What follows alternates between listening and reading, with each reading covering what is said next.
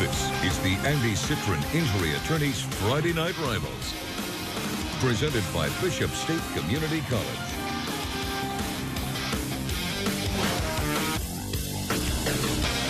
You get that great look heading up I-65 to look down here at Prichard Stadium every Friday night when there's a home game for the Vigor Wolves. They are unbeaten and ranked number 1 in 5A, 7-0, and looking to clinch the region championship here tonight as they play host to the Citronelle Wildcats, having a great year, 5-2 on the year. They're going to go to the playoffs, 3-1 in region play as well. Good evening. I'm Jim Cox. My partner is Dan Brennan, and Vic Lockett here is our first time for a 5A matchup on UTV 44, and also our first time seeing the number 1 ranked team in the state in the Vigor Wolves, and excited to see that defense, ready to see that offense. But Citronelle coming in, I think they had a lot of confidence, Dan. They got some bad news as Carson Jarvis, their starting quarterback, out, not just for tonight, but the rest of the season with an ACL. Yeah, that's a big blow because he is probably the best athlete on this team and really a player that the rest of these guys look to as you would think they would with a quarterback, and he was that guy. So Jamarcus Robinson, a young guy that they play all over the field, is going to have to take a lot of snaps now at quarterback. Versatile athlete, also going to play a lot on defense.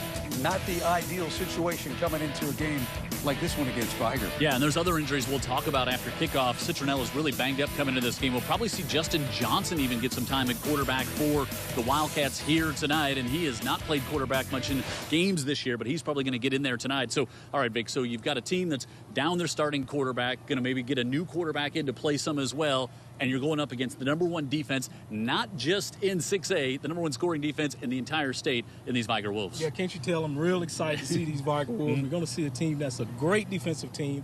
They're led up front by Adolph Craig. He's the guy in the middle that's going to be calling the signals. Let's take a look at him there. Not a real big guy, 6 feet, 200 pounds, but he runs really, really well. Jim, you'll like this. They like to run the bear front.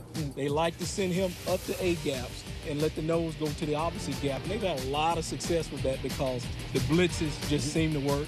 The defensive front controls things up front, gives him an opportunity to run and make tackles. He's leading them in tackles. He's got 40 on the year, and that's leading the whole team by at least 13. Yeah, this defense is going to be fun to watch here tonight. If you're a Vigor fan, maybe not so much on the Citronelle side. They've got 8 defensive touchdowns already on the season as well, so a big challenge for Citronelle. But like I said, Jason Barnett, he still thinks he likes his teams tonight here. Well, this is a team that's beat Vigor last year, played them down to the horn 2 years ago, so they're familiar with Vigor, and he says my team's not coming in intimidated at all. It's going to be fun here tonight. Friday night rivals on UTV 44. Top team in the state, Vigor, playing host to Citronelle in a matchup tonight in Region 1. Kickoff comes up right after this.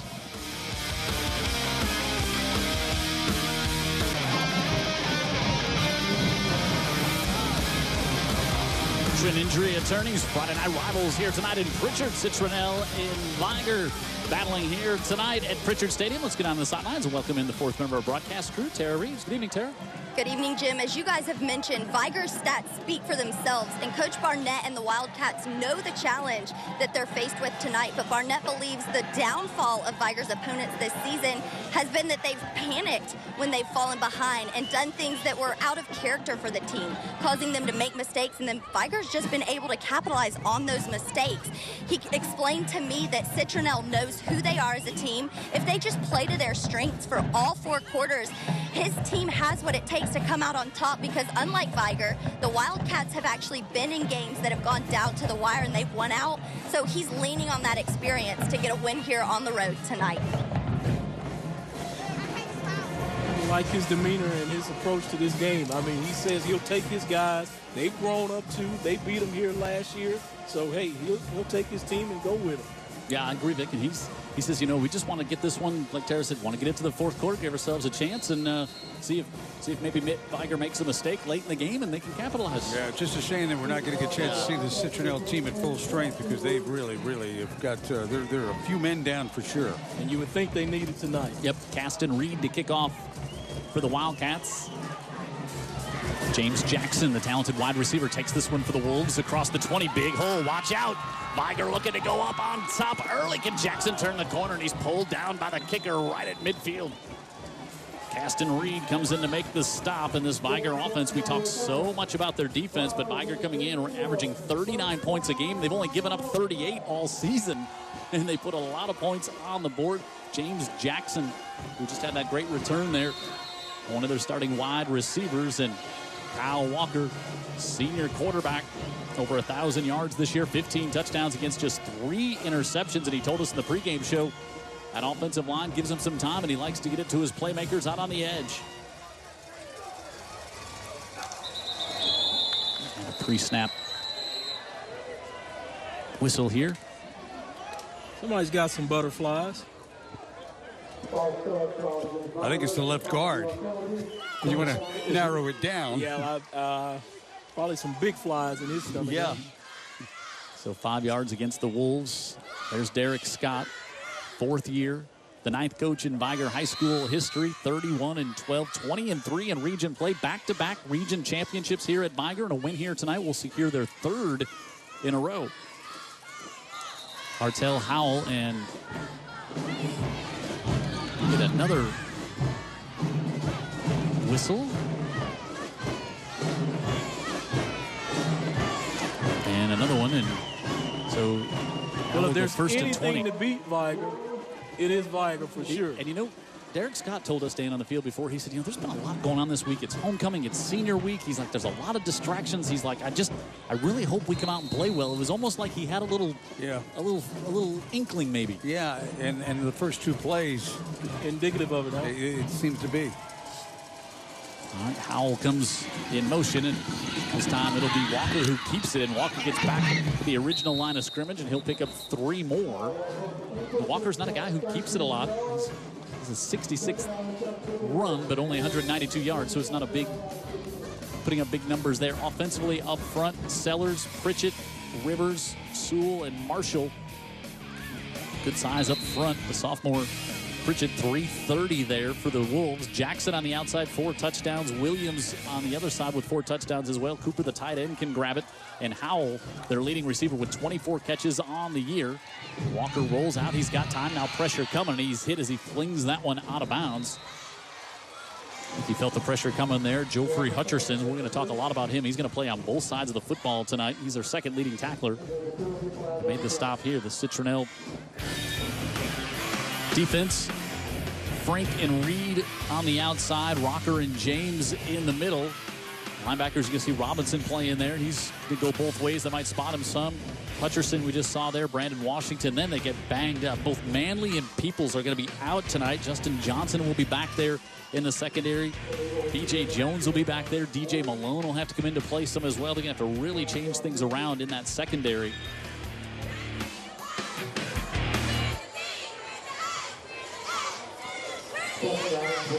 So 2nd down.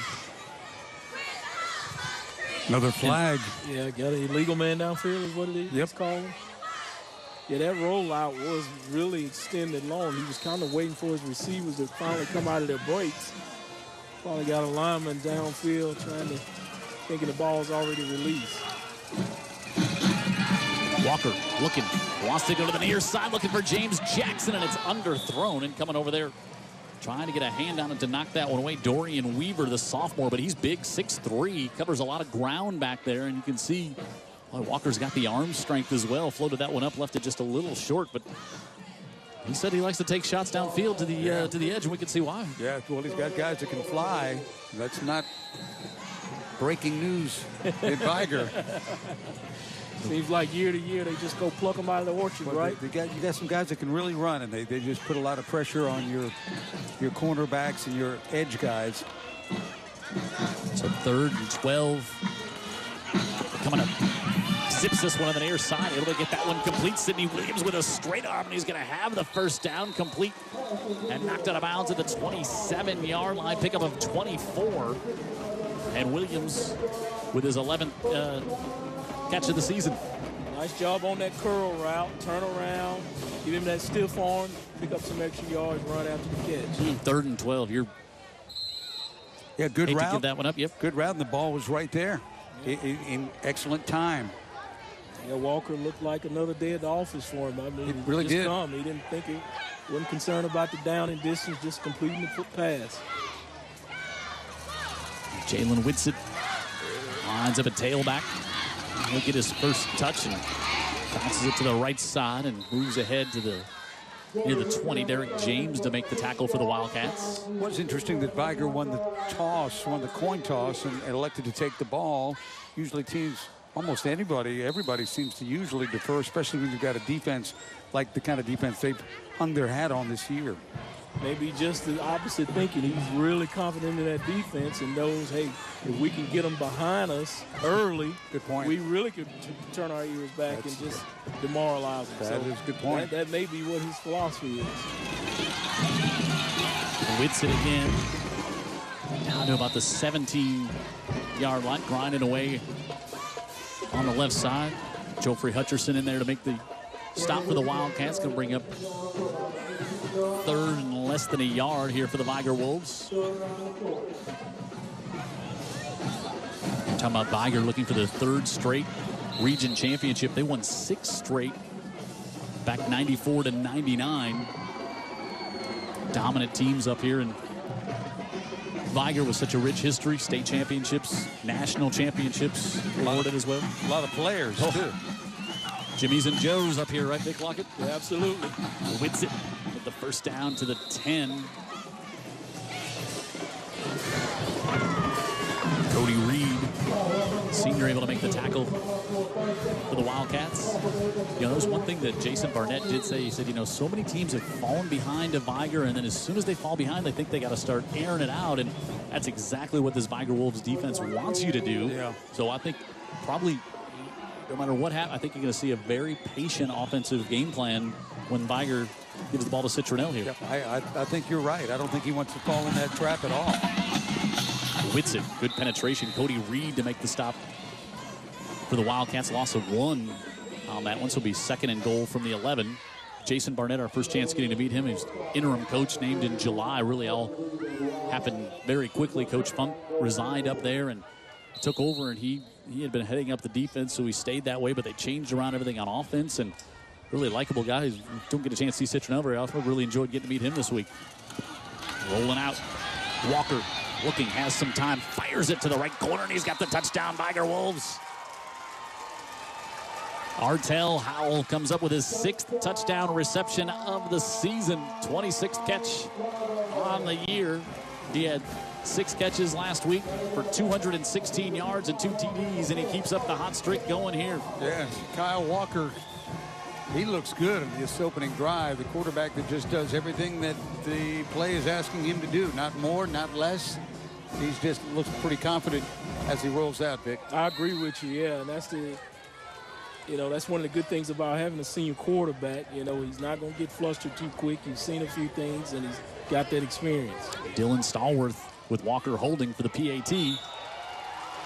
And the Vigor Wolves take 3.5 off the clock and put 7 on the board. Andy Citron, injury attorneys, Friday night rivals. The Wolves ranked number 1 in the state in 5A, unbeaten, and on top to start this one.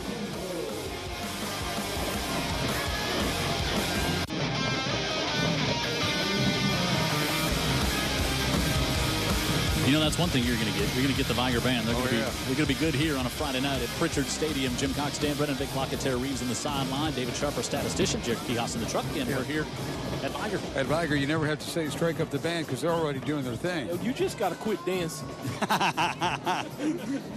It's just in me, man. So...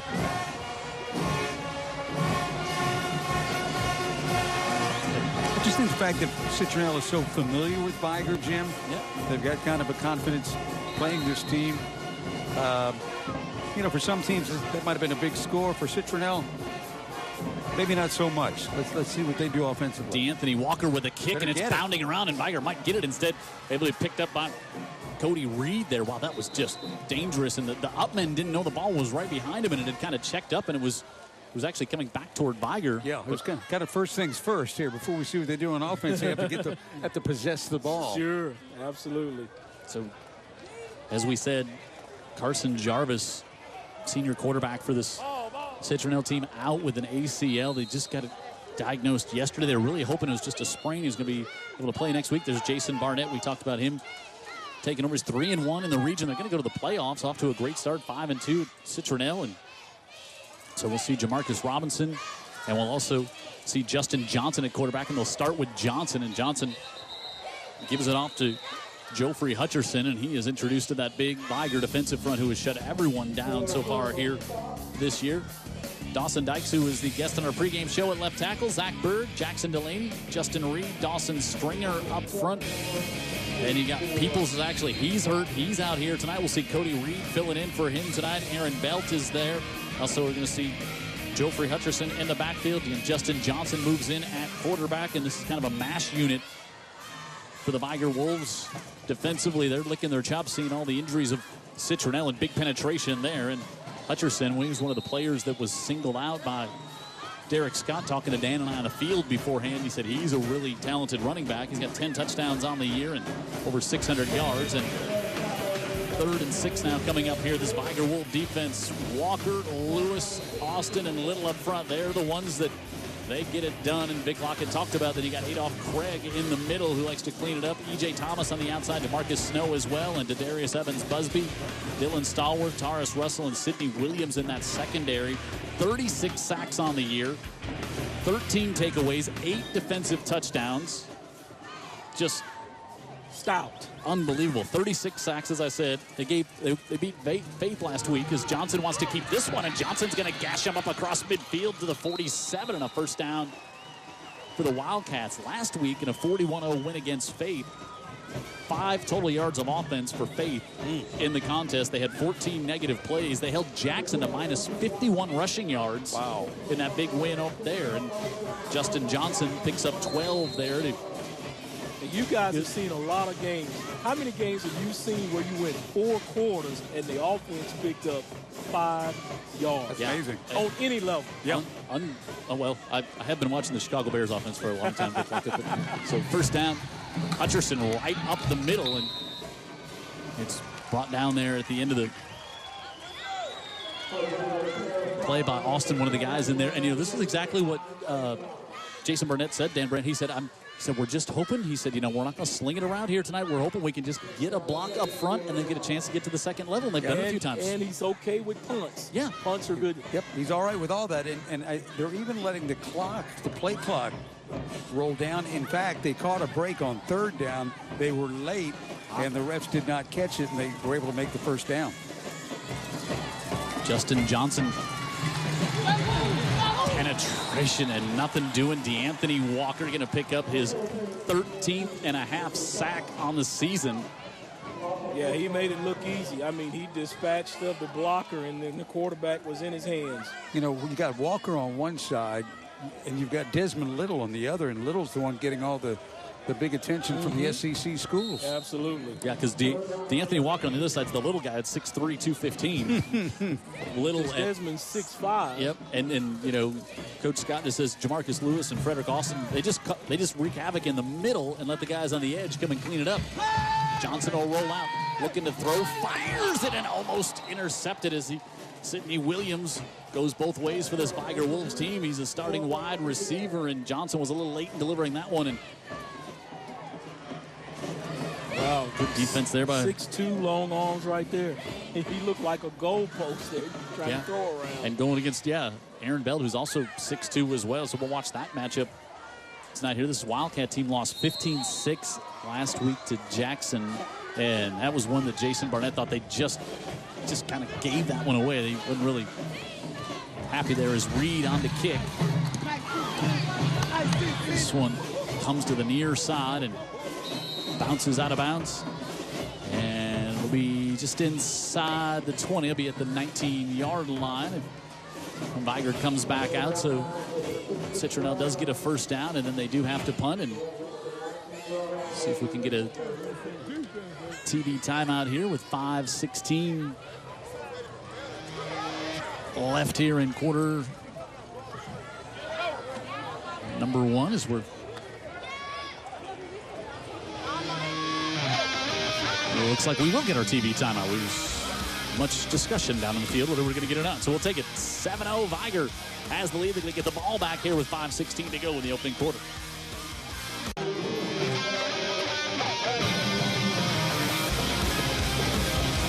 Andy Citron Injury Attorneys, Friday Night Rivals here on UTV 44. And Jim Cox, Dan Brennan, Vic Locatera Reeves on the sidelines as we're more than halfway through the opening quarter here at Prichard Stadium. Tonight's 5A matchup. Top team in 5A, the Vigor Wolves, unbeaten 7-0, looking to claim their third straight region championship. And a hard count by Kyle Walker, and he drew Harold Rocker offside. So, first we have a dead ball foul, encroachment on the defense, 5-yard penalty, replay first down. Don English, our referee here tonight. Does a good job, right? Yep. Always love when he works the game. Only as even, I don't know if it's even as much as he loves when we're here at his games. It's a big 1st and 5. Whitsitt, oh, nice shifty move there at the line of scrimmage, then across the 30 to the 32 for a Vigor first down. First time we've seen kind of some of that elusiveness. Big back, 6 foot. 200 pounds. We like the gray pants, Dan Brennan. You talked about that when we were down in the field with Coach Scott. Yeah, I talked to Coach Scott about that before the game. Now, the gray pants, that's something new. And he said, yeah, sometimes we go all gray tops and pants. That's what they did against LaFleur. Of course, LaFleur is also a team in green, so that helped distinguish the Wolves. Whitsitt stood up, and now he's going to be driven back, and that's the starting quarterback / linebacker, Jamarcus Robinson. Robinson was supposed to start. There, huh? Yeah, he's going to come in and play some at quarterback here tonight as well. And yeah, he's their leading tackler. He's got a couple of forced fumbles, a return fumble for a TD, and 2 fumble recoveries on the year. We may have a weird stat: leading passer and leading tackler. I don't think I've ever seen that. Yeah, we haven't seen those. That'd be something. You're going to see a lot of, even before the injuries, a lot of the Wildcats went both ways, and we'll see more of that tonight. Jim will use that in trivia in about 6 years. Yeah, look out. 2nd and 8 out of the backfield. And get that one complete. That's the tight end, Ronald Cooper, his 6th catch of the year, but that was the starting quarterback. Justin Johnson, the free safety, coming over to make the tackle there. Man, I'm telling you, I like this Citronelle team. They're pretty scrappy. I mean, Vigor's just another football team. And that's, Jason Barnett said to Dan and I both, and I know he said it to you, Vic, a little bit later. He said, our players are just, Vigor's just one team that's never intimidated us like they do a lot of teams, and they won last year, and it was a 2-point game. The last 2 games have been decided by a total of 5 points, so these have been close games. Why would you be intimidated, right? And you beat them last year here. Yep. 3rd down and 8 to the near side, complete up to the 45, and that's going to be a first down. Is Artel Williams with another catch. He has the touchdown reception in this one, and boy, he's just their go-to guy. 27 catches on the year, over 500 yards on the season, and here's our standings. So Citronelle and Jackson both at 3-1, but Jackson beat Citronelle, so they own the tiebreaker. And then you got Faith Academy, LaFleur, Satsuma, and Wilcox Central rounding things out. This is the last region game for Vigor. They've got 2 non-region games to close out the season. They're at Opelika next week. And then they got Williamson at Ladd, 6A team. So they're going to wrap it up tonight if they get a victory. Yeah, if they get a victory, they'll win the region championship again. So you look there and Jackson, like their chance to go to the playoffs. Citronelle go to the playoffs. Williamson 4A now, right? I'm sorry, 4A, yes. With UMS, right? Yep, my mistake. And so we get a timeout here with 3 minutes to go in the opening quarters. We are at week number 9 of the high school football season, week 8 for a lot of teams. Most teams have had their off week by this point of the season. Good look at the field there. It looks really, really good here. So how about that game last night in overtime? Davidson beats Theodore after Theodore coming off the big win after McGill. Theodore's quarterback goes down with a leg injury. They lose their top receiver in the 4th quarter, and Davidson, they go to the playoffs with that win. Sean Smith, what a job the interim head coach has done there. Despite all this stuff that went on this summer. He takes over as interim head coach, and hats off to the Davidson football team there. LaFleur and Satsuma also last night. Lots of other games was going on about that. Jackson and Faith Academy tonight. UMS right on the road. Williamson on the road. Andrews and WS Neal. Mobile Christian and Excel. Flomanton at Thomasville tonight. And also St. Michael and Bayside over on the eastern shore. Cottage Hill hosting Choctaw County. And you see things getting rounded out there. Milry and Fruitdale also on the schedule here on a Friday night. Beautiful night for high school football here in South Alabama. 1st and 10. Be specific. On the pitch, Whitsitt Looking to get a blocker out front, doesn't, turns the corner, and he's going to lumber ahead to the 34. It's going to be another Vigor first down, but there's a flag back at the 49, and he was looking for a block on the edge, and I think that block was going to come via a hold.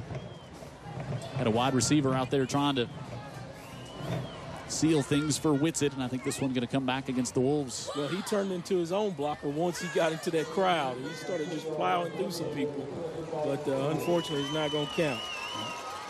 Hold against Vigor. Let's watch up here at the top of the screen. Whitsitt. Yeah, I think we get a hold. Artel Howell. Hands on the outside of the pads and just kind of driving him like a stern wheel. Got to keep inside, right, Big Blocker? Absolutely. Holding on the offense. 10-yard penalty from the spot of the foul. Replay the down. Big game in 8 Mile tonight in 6A. And you have Spanish Fort has jumped out to a 10-0 lead over the Blunt Leopards. That's in the first quarter. And one of the more impressive results for Vigor this year is that they opened the season by beating Blunt. Yeah, 19-6. 19-6, yeah. Big rivalry game. And then they got that win that Derek Scott talked about when it was scoreless, I think, at halftime at up in Jackson, and then they went and ended up hanging 41 on Jackson as they pitch it, and Howell looking to get to the outside, forcing him back inside, and it's going to be close to the first down as Jamarcus Robinson did a good job to not let him get to the outside edge, but then he was able to stay on his feet and gets it right up to the 45-yard line. Going to be good for a first down for the Vigor Wolves. Yeah, what I like about it, he made maximum use out of his blockers, and then his shiftiness almost breaks it, cutting it back inside. You know, a lot of times they'll get that reverse, and they're just determined to get wide to the outside. He made good adjustments using his block, turn it inside when you need to, because sometimes that's where the defenders are. Get inside of him, Dan. Yeah, and he uses that quickness when he was around people. He was still okay because he was so slippery. Walker fires it over the middle. He's got that one complete. Going to be close to another first down. Second catch of the night for tight end Ronald Cooper. Cooper, a 2-year starter for this Vigor Wolves offense. Tell you what, Kyle Walker, he's got some pocket presence about him. I mean, he's just sitting in there, letting his receivers become open, and he's delivering the ball. You know, Coach Scott was talking to Dan and I before the game, and we were just talking about how much we like the young man, meeting him on the pregame show, and he said, you know, it was an adjustment last year, becoming a quarterback of the Vigor Wolves, and now he kind of understands the responsibility and the fact that everybody in Prichard's looking at you when you're that quarterback, because that one's incomplete, thrown a little bit behind Sidney Williams. But, you know, it really is so much history at this school. So many of the alumni come back to the games, see you around town, and I think he said maybe just a little overwhelming, and he's kind of understood now. Okay, I got it now. A little more growth, a little more maturity, and like you say, he's got an understanding of it. Yeah, you got to be accountable out here because they look at football and they judge you. Yeah, there's a love for football in this city, and here's a kid, also a bigger picture guy because he's a 4.0 student, which is most important. Excellent student. Fired off to the far side, able to get that one complete. That's Evans Busby, who starts as a cornerback, and they get him the ball occasionally over here on the offensive side of the ball, and he's got the catch there, and he's going to be just a half-yard short of a first down. You know, we're just talking about Kyle Walker and just what a great young man he was in the pregame show with the completion there. And you know, Coach Scott also said, you know, the pregame show, he said, and you know, we ride him hard. He's like, we ride, and sometimes he just kind of raised his hand. He said, Coach, I understand. Like, I got it. He's like, we're all getting worked up over there on the sidelines, and he's like, I got this. It's okay. But it doesn't look like many things get him worked up at this point. Walker. Wow. Give to Witz a big hit in a second as well as Hunter Howard came in there after it was Jamarcus Robinson, the first one in there with a big pop, and then wow, Howard Hunter, 75. Like you heard the second. Up the kitchen, right? Yeah. You hear the dishes in there. Yeah, there's some pots and pans laying around. That's right. That was Brodarius Frink, number 42, also one of the first ones in there. You know, so that was third and really short, and you lose a yard here, and so fourth down from the 26, kind of in no man's land, and Dylan Stallworth, their kicker, probably not going to try from here, and so give it right back off, and Whitsitt stood up, driven back, and he's not going to have the first down. How about the defense by the Citronelle Wildcats? Jamarcus Robinson again in there, also in Joffrey Hutcherson at the bottom of that pile. Yeah, Hudson is the one that anchored him there. He kind of grabbed his ankles and didn't turn him loose. Yep. Dorian Weaver came in there to help. So, wow, the big 6 foot, 200-pound bruising back that we've been impressed with so far. Whitsitt hurdled ahead, and great work by that Citronelle defense coming in there to make the stop. Joffrey Hutcherson, and yeah, Joffrey Hutcherson, that's a big stop. Like that's a fourth down at the 26. Yeah. That's a big stop for this Wildcat defense. Confidence builder too. And Citronelle going to take a timeout here as we'll see Jamarcus Robinson come in and run the offense here on offense after that great series he just had defensively for the Citronelle Wildcats. They're band over on the far side of the field. They got Wilcox Central next week, and they're heading off to the playoffs this year. You can reach out to us if you'd like. Hey guys at UTV44.com. Send them in. Keep them moderately simple. Don't get over challenging with the we liked last week when they were asking, they were asking Vic who the toughest player to ever tackle was. We like those type of questions. Dan and I mostly because we could just look at Vic and Vic. Well, I turned the math questions over to you guys. I'll tell you one thing though, but keep in mind what Vic's level of play has been. I mean, all-state player Shaw, and of course played for the Crimson Tide up in Tuscaloosa on some great teams. So in this broadcast booth, we always say 1 national championship and 2 SEC titles between the three of us. Well, I'll weigh both of you guys by 100, I'm sure. Your trophy case outweighs ours. Robinson with the carry there for Citronelle. McGill on top of Bryant, 15-7 in the first quarter. Of course, that 30-game region winning streak snapped last week. Daphne trying to right the ship a bit there on top of Gulf Shores, 14-0. Tell you what, this Citronelle team is really taking on the demeanor of Jason Barron. I love it. Yep, I'm with you, Vic Lockett. All right, we are through one.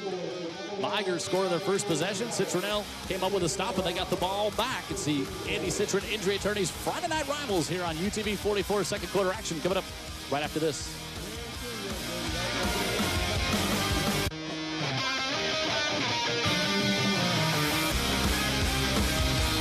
Andy Citron Injury Attorneys Friday Night Rivals here on UTV 44. We're at Prichard Stadium. 5A matchup, good one so far here tonight. Citronelle and Vigor, and Jamarcus Robinson, a little hard count, had some motion on the right side of that Citronelle line. Dead ball foul. False start on the offense.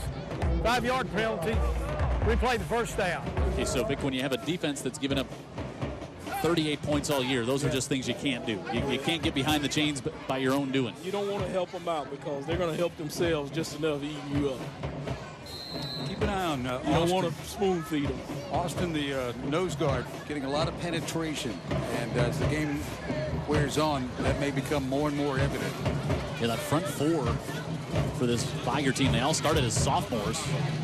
As Robinson gets that one out on the far side, and that's Justin Johnson, who plays quarterback, plays a little running back, plays DB for this team. And he's coming in as usually more that Wildcat type quarterback, but started the game and move the chains a bit and get it a little third and a little more manageable here as that one kind of knuckled out there to Johnson, a senior. Didn't bother Johnson, did it? Yeah, 42 catches, 42 carries on the year. Now his role changing just a little bit. So Daniel Manning, who's one of their running backs, who's also out tonight. 3rd and 5 here for the Wildcats. Robinson gives it off and trying to pick it up, going straight ahead, north and south. Yeah, going to be just a little short. Don't know if this the group I'd like to do that against, but you certainly got to keep them honest and try it a couple of times. Hutcherson running that one right up the middle. Just see if they're up to the press clippings, huh? Yeah, and that's basic. I think, Citronelle in some ways is just saying this is who we are. Uh-huh. And we're going to do our game and play our game. Right, we like to run it between the tackles and no matter what those tackles are on the other side. Maybe so. See what we're seeing offensively here tonight. Again, you're just joining a Citronelle starting quarterback out with a torn ACL, so that's kind of changed things around here for this Wildcat team. Reed had that one almost blocked, but got off a great punt. Chases Howell back to the 33. Howell dances. And he's going to be pushed all the way back to the 25, still on his feet. And he'll step out of bounds. Good job by the official getting out of the way of that one there. Just had a potential injury there. It was almost like Howell kind of thought maybe he had called for a fair catch because he waited for a second. But all right, a trivia question here tonight. He's the only coach who's been the head coach of both the Citronelle Wildcats and the Vigor Wolves. Coaching cats and dogs. Well, you know, it's only been 9, you said, at Vigor, so. Might have been trying to give you a little. Yeah. Little hint, clue looking ahead to our trivia question. Dan Brennan's thinking it hard, and he's thinking it hard. It's going to be when.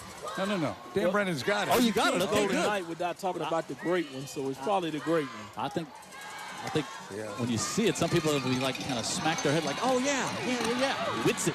Takes a big pop, but he's going to have a first down up to the 49. Man, this game's got a good tempo. Yard line really does. It's just a lot of line of scrimmage, and sometimes you're winning it and sometimes you're not. But look at 2 hands on the football and lowering the pads. Yeah, Weaver, the sophomore, comes up and makes the stop on that one. That's good for another Vigor first down. Weaver's been all over the place already for Citronelle. Yeah, again, Daniel Manning, who starts at cornerback, he's out of the lineup, so they move Dorian Weaver back to safety and move Justin Johnson over to a corner. As that one short hopped out to the far side, it almost seemed like, but catch pulled down by James Jackson, and he's to the 45-yard line. Yeah, this is just good old Friday night football. Really is. Really is. And I also like what I see of Walker. We had no real expectations coming in. Just thought he was kind of the commandant of a pretty squared-up offensive team that, didn't hurt themselves, but he showed a lot of poise and a lot of pocket presence. Yeah. It doesn't surprise you. He's only turned it over 3 times all year. Only 3 interceptions, 15 touchdowns through the air. Gives it off, whips it, trying to bounce it to the outside, and he does. And he's going to have another Vigor first down up to the 36-yard line. So he's got some pretty good players around him. Yep. Yeah, and I was like you. I came into the night thinking, he's just relying on the support group around him. But no, he can make plays. Yep. And he's the one can lead this offense and lead this football team. They've got some good-looking players on Vigor this year. Like we were talking about a couple of weeks ago, last week, nice chess pieces, right? Yes, they do. They do. They are 14-3 all-time against Citronelle. Credit Coach Scout for getting them all in the right place. Walker rolls out. Blitz coming. He's able to buy some time and heaves it. Looking to go down to Howell and just overthrew him by a yard. Adam. Yeah, just a little too much on that one. You see the power in his arm and the motion there. Yeah, well, able to run, with the football and deliver it downfield a long way with ease. That's where his body was taking him. He was rolling right, and I think that might have had something to do with him getting a little too many RPOs on it. But yeah. RPMs, but he's got the arm strength to make a lot of different kind of plays. A lot of talent with that young man, physically and mentally. You guys bring it up. It's just one of those young men too. If you see it, especially with quarterbacks, a lot of team leaders, that charismatic feature, the big smile, the likability. I mean, he is the whole package. He's going to keep it this time. He's going to bounce it to the outside. And he's going to be brought down again. That's Weaver, the sophomore, bringing him down at the 31. And third down coming up for the Wolves. The only thing we're missing tonight is that temperature dropping completely down just a few more degrees. Kind of warm. Yeah, I know Jim don't like it in the 30s. Neither do I. 30s, but we could use a little bit of 60. Yeah, I think a little like 60, 65, like 68 for a low. That's about it. I'm good with 68 with the high for a little while. So here we go. 3rd and 4 coming up here for the Wolves. Whitson slips a tackle there, and then cut it back to the middle, and he's driving forward to the 25, and he's going to have the first down. Get ridden down there by Harold Rocker. Yeah, they just had a wall in there, those big guys, Prichard, Rivers, and Sewell, and he went behind that wall. Depending on what Vigor does here, though, I mean, this is what the Wildcats were kind of hoping they could do in this game. It's 7-0. We're 4 minutes into the second quarter, and Vigor looks like they're driving again, but it's not a it's not an up and down. No splash plays. Just make them earn every yard and work down the field methodically. Yeah, they don't want to get into a track meet, and so far it has not been that. Quarterback draw. Walker on the right side. This could be a splash play as he takes a big hit inside the 15. And wow, coming over there, Royce Miller, backup linebacker, comes over there and delivered a big hit. Okay, I'm going to guess they do a lot of tackling and live hitting drills in practice up at Citronelle, Vic Lockett. Would you agree? I would think they do Oklahoma drill after every practice, because look at Royce come up here and lay some wood. He ended up on the bottom, but he definitely stopped the progress of the quarterback. This looks like a team that just, it's not that they hit, they look like they like to hit. Yeah, I agree. Well, you know, the vibe I got from Coach Barnett that he was about to tackle me. Had to calm him down. Out to 12 after the first down. Walker looking to throw, looking, lots of time. Now wants to roll out. Still on his feet, rolling. Makes one man miss, and he's going to be dropped back at the 14 for a loss. Great work by the secondary of Citronelle there, not allowing anyone to break free. And Big Howard Hunter, second time we've called his name on defense. He loves tackling too. He's a big man, 6'4", 275 senior. I'm not sure he likes chasing elusive quarterbacks in space as much as he likes the guys kind of coming right straight ahead at him, but did a great job on that one for the Wildcats. He kept his feet running. He'll run to the football, and that's what you want out of your defensive guys. Everybody running to the football every play. Loss of 2 for the Wolves. Trip receivers to the bottom of the screen, and he's going to back them up 5 more. It's a little early with the movement on the right side.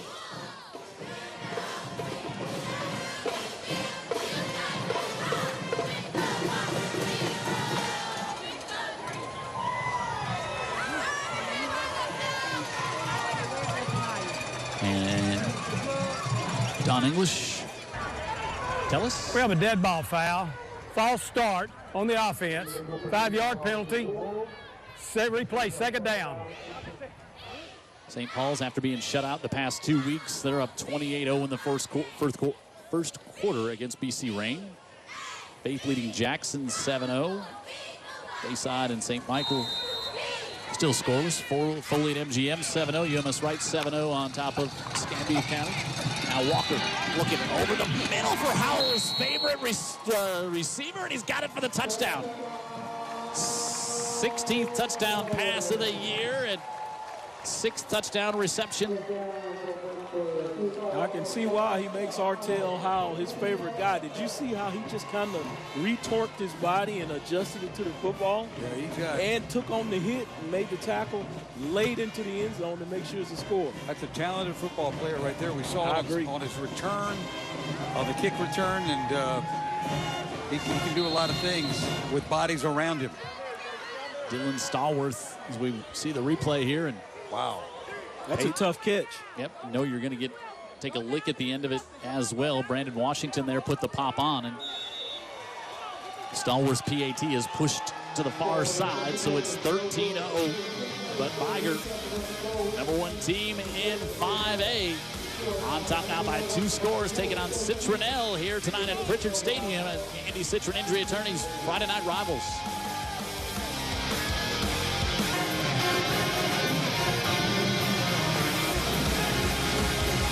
6:43 to go in the second. Vigor Wolves on top 13-0 after that touchdown pass from Kyle Walker to Artel Howard. And they have the lead. Jim Cox, Dan Britton, Vic Lockett, Tara Reeves in the sideline, David Sharp, our statistician, Jared Kihas in the truck, and our entire UTV 44 crew here today. Tell you what, so far I see a championship team balanced on offense and a great defense. Kick to the near side, bobbled around a bit by Washington, and then picked up and trying to spin free, but driven all the way back to the 20-yard line. Ty Corley. And let's head on down to Tara as she's got an educator spotlight. Tara. Hey, Jim, you know, the more I do these interviews, the smaller the world becomes. This is actually a close friend, Randy Campbell, the principal at Citronelle. I actually played softball with his twin daughters, Hannah and Lana, who both spent some time playing professional softball. Yeah. But right now we're talking about Citronelle's signature academies. Tell us about that. Yeah, well, it's good to see you, Tara. It always is for such a long time. But, yeah, we've been working at Citronelle High School on our Signature Academy program, and it's really blossomed for us over the last several years. You know, we always talk about college and career ready, and this past graduating class was offered $6.5 million in scholarships.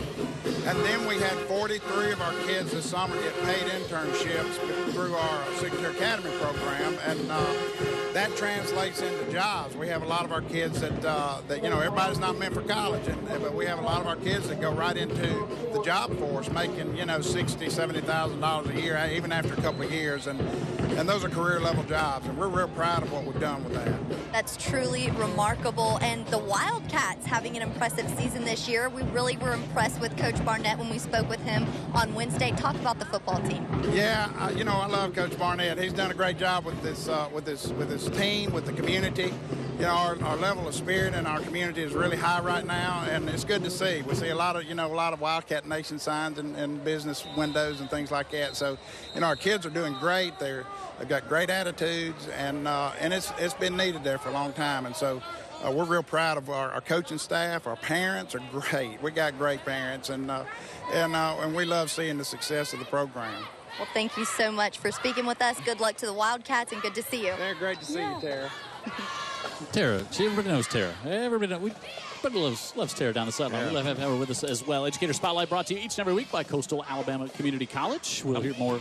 America's sweetheart. We'll hear Tara more. Reeves. We'll hear more about Vigor, what's going on there with the Educator Spotlight coming up later on in the broadcast as we see Geoffrey Hutcherson limps off on that play. Third down coming up here for the Wildcats. This one fired over the middle, and it's going to be intercepted back to the 44-yard line as Dylan Stallworth has his second pick of the year for the Vigor Wolves. That one just got away from Jamarcus Robinson a little bit. Yeah, they had him blanketed him. They had him underneath and over the top, and Dylan was over top, and he just made a good play on the football right there. That's called ball skills right there. Yeah, that's called yellow gloves work. He's got the yellow gloves on, and they work just fine right there. Absolutely. Get him a Powerade to cool off right now. You still on that payroll, Vic Lockett? So as we see, still a fan. Vigor gets it back here. Now this is just turnover belt. Yeah, they deserve that one right there as Stallworth has it, and Citronelle kind of went backwards on that drive there. Now the turnover, and now you need your Wildcat defense come up with a stop here. Walker gets it out. Howell with another catch. Howell shifty at the 50 and up to the 32-yard line. Pick up a 25 on the play. And how about that move at the 50? Yeah, I mean, he can shake you down in just a little bit of space, and this is what this guy does. Bodies around him doesn't bother him. You're the one in trouble. Look at that. He's got guys just losing their balance left and right. Very shifty, very quick. Damon Orso did not want to be in that highlight, but sometimes those skinny ankles just win, Vic Lockett. They do. I mean, they have got the upper hand, and that guy shaking bacon, he gives you a baker's dozen when you're done. 5 wide receivers. Walker steps up in the pocket. And he's going to be dragged down. Good work there to get a hold of him. It's Cody Reed because he had some field up in front of him. But Reed got him down around the ankle. Yeah, good hustle by him. Good job by the DBs that time. Had him covered back there. Good job by Kyle Walker to step up in that pocket and still keep his eyes downfield. But just ran out of time because the defenders get to him. Citronelle's got some of their backups in there in the defensive backfield, too, because of the injuries and shifting guys around because of the injuries. So good job by them because Vigor's going to put a lot of pressure on your DBs with their multiple speedy guys on the outside. They've got 5 wide now. 2nd and 9. Walker steps up, delivers it, and that one off the hand of Howell. Is over there in coverage was Orso. And boy, you get Howell lined up against a linebacker each time you want to. Yeah, if he would have caught that, that would have been NFL-like. I mean, because he just simply ran it out. And the other part about it, Walker delivered it to him with decent coverage, you know, not afraid to try to stick it in there. Yep. It hit him in the hands. It just wasn't completed. Yep. You see that stuff on Sunday. Yeah, you're right. 3rd and 9 here for the Vigor Wolves. 3rd straight week of being ranked number 1. I'll tell you what, Coach Scott in his 4th year, he's got him right where he needs him. Doing a great job here. Walker on the keeper and nothing doing again. Good penetration crashing down from the end by Cody Reed. You go for it here, right? Go for it here. 4 down territory where you are. Yeah, see what Coach Scott does. But, to finish that thought, I've seen a lot of teams with a bunch of talent and you just don't have them in the right place. Looks like Coach Scott's got this group in the right place. Good run defense, good pass defense, balanced on offense, able to run the ball, got him a quarterback that can pass the ball. I mean, this group can go deep in the playoffs looking at it right now. They look solid. Yep. Solid. Good work. Yep. Solid. DeAnthony Walker going to punt. We saw a solid team last week. Absolutely. In Saraland. You're right. Oof. 6A, a team with a real identity. Robinson back to receive the punt. That one high and very, very short. Takes a big Vigor bounce. Perfect. Down to the 5-yard line. So that was going to net 28, but that's all you needed on that punt. But boy, it got that big bounce that they needed. The Andy Citron Injury Attorneys. Friday Night Rivals brought to you by that guy. 251-888-8888. Andy wins, and we all won with him being a big part of high school football here on Friday night. Our presenting sponsor each and every Friday. So thanks to Andy and his entire group of injury attorneys for joining the broadcast this week and this season for us. Okay, one thing Citronelle's got to think about right now, guys, with 3 and some change left in the half, bad field position. You just don't want to do anything to change the scoreboard in the wrong direction here. Just get a first down or 2. I think is what I would want if I was coaching them right now. Just get that first down. Don't allow Vigor a cheapie late. Sure, and I was thinking the same thing. And we're going to challenge his philosophy in terms of what he says he's going to do. Vigor's up 13-0 now. We're going to see if he's going to stick to that philosophy of just playing their game no matter what the scoreboard says. Especially in this field position right here. In this spot, yes. The Wildcat with Geoffrey Hutcherson taking that direct snap here. We're inside 2 minutes. Pinned back deep here, and now we'll have Marcus Robinson, the quarterback, gives it off Hutcherson up the middle, and Jamarcus Lewis, big number 7 there, puts a big lick on. Yeah, I thought that was about to pop for some, but Jamarcus Lewis put an end to that really quick. 6'1", 285. I was saying those 4 defensive linemen, all starting since they were sophomores. They came here together as freshmen. Coach Scott's first year, so they kind of grew up, took some lumps their sophomore and junior years, Coach Scott said, but this year it has been they've been so tremendous up front and really setting the tone and allowing like Adolph Craig to have a great year at linebacker, and also E.J. Thomas at linebacker having another great season. They got players at every level of this defense. Looked like there was some movement up front that didn't get whistled, and quick out on the far side, able to get it off, and there's that speed of the Vigor defense just quickly over there, and absolutely nothing going on. Is able to get that one complete off to Aaron Belt, and I think Vigor take a timeout here with 1:32 left.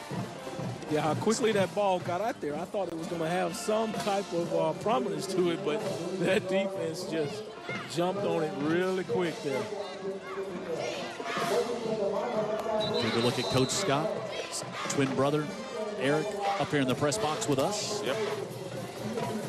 Eric was the Scott brother that first had a head job. He was the head guy at BC Rain for a while, and now it's got to be such a level of comfort for Derek to know that the guy next to him, the DC's got his back. Yep. Because that's his brother. And he's also the track coach, and that's why a lot of these football players are running track as well. So I think what Coach Scott asked, are you going to come out for track? The answer is it's more a rhetorical question at that point. All right, Yes. Andy Citron Injury Attorneys, Friday Night Rivals, also sponsored by Bishop State Community College, and we appreciate them being a part of high school football. Always a big part of high school football on Friday nights here at UTB 44. Now you've got Howell back to return the punt, and we've already seen a sampling of what he can do in the open field. Aston Reed to punt from his own end zone.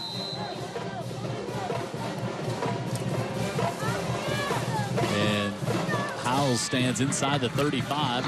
Reed, the good kick. Chases Howell back, he bounces around in the 40, goes off his face mask, and he picks it up.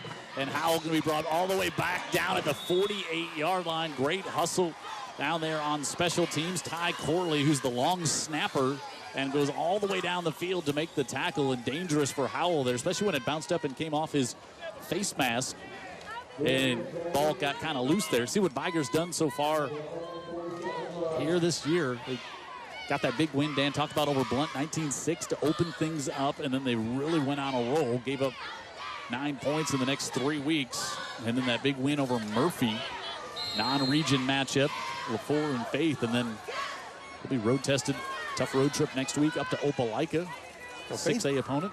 Jack French and Faith have had a decent year. That's why that game last week really got my attention, that they were able to win it so convincingly at Faith. Walker with pressure coming from Reed on the outside, and Reed will bring him down 35. You like that player, Vic Lockett? Absolutely. That's a guy that just stays with the play no matter what, keeps his legs going, keep chasing the quarterback. You call it keep chopping wood. That guy there can chop some wood. Sixth sack of the season already now for Reed, and it's one of those high school football players you love to watch. Dan Brennan? This team also, you got to give it up to this Citronelle team. They definitely have an identity too, even though they're down a few very key players. This team plays hard. Next man up, huh? Yeah, man. Yeah, they moved Reed around. He'd been playing up on the right edge, and they brought him around to the left edge that time. And same result for the Wildcats. So Vigor takes another timeout with 1:11 left. And tell you about more of our friends on Friday Night Football here on our Friday Night Rivals, brought to you by Andy Citron Injury Attorneys. Greer's since 1916 here in the Mobile and Baldwin County area. Also, Fusackeries keep the food in football, keeping our crew fed each and every week. We thank them for that.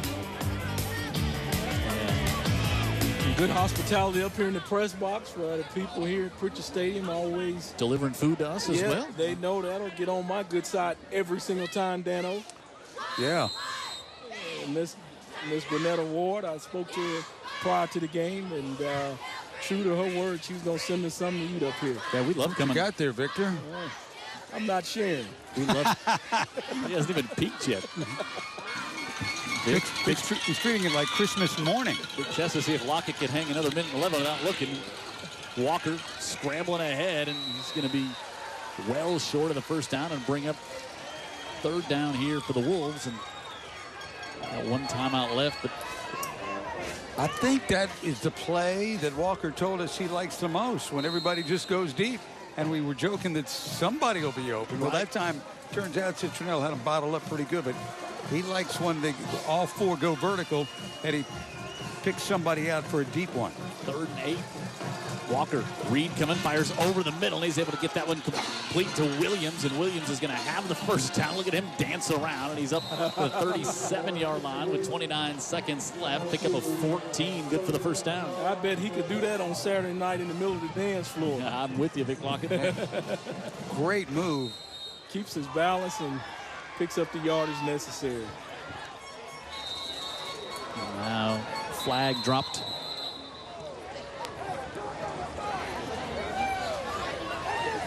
Don English.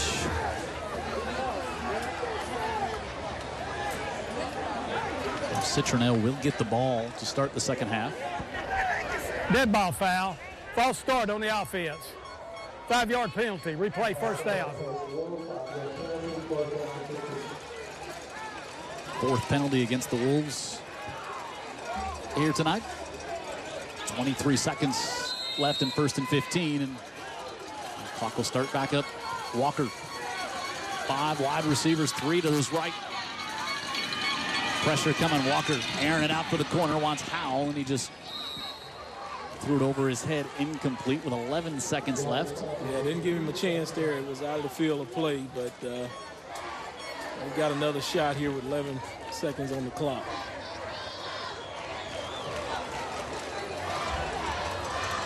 And second down back at the 42.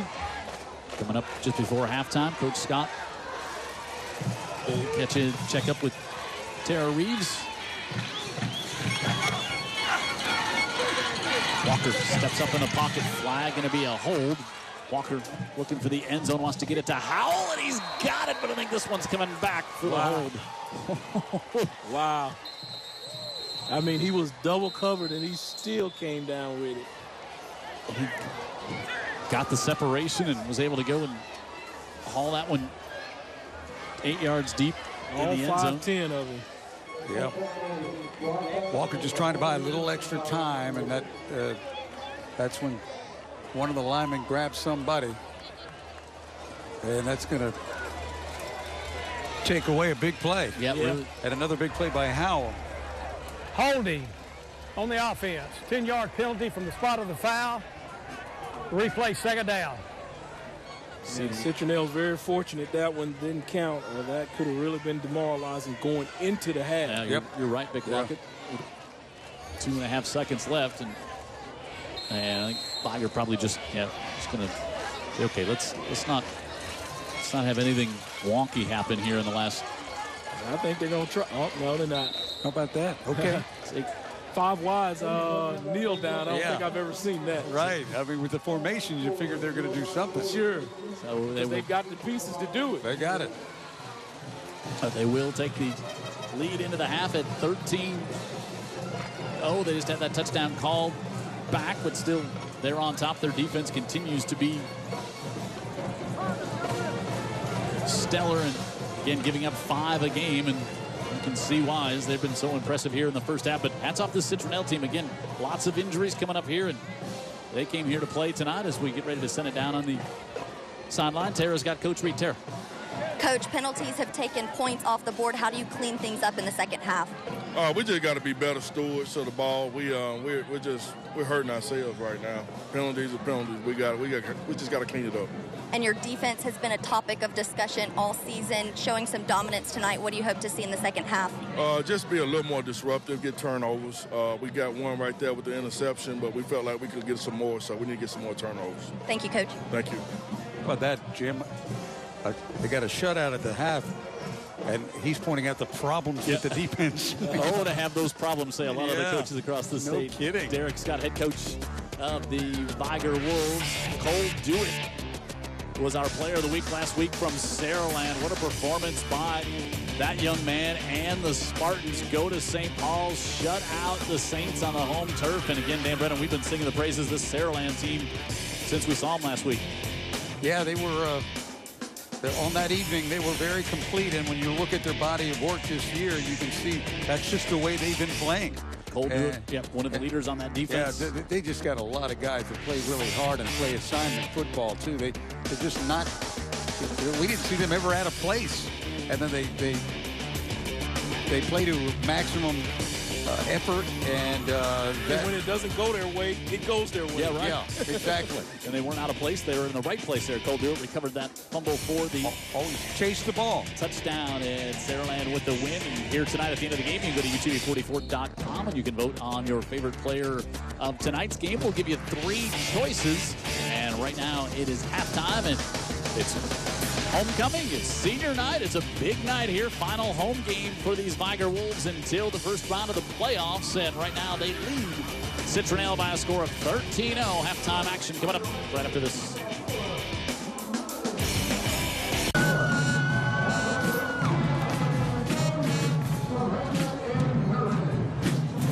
Halftime here at Prichard Stadium. Vigor on top 13-0. Always a treat when we get to hear the Vigor Band. It's homecoming here tonight, so some homecoming festivities, and also we'll hear the Vigor Band. It'll give me a chance to catch up on some of those fried catfish we had delivered up here at Big Locket. Awful good stuff. Down to the field we go.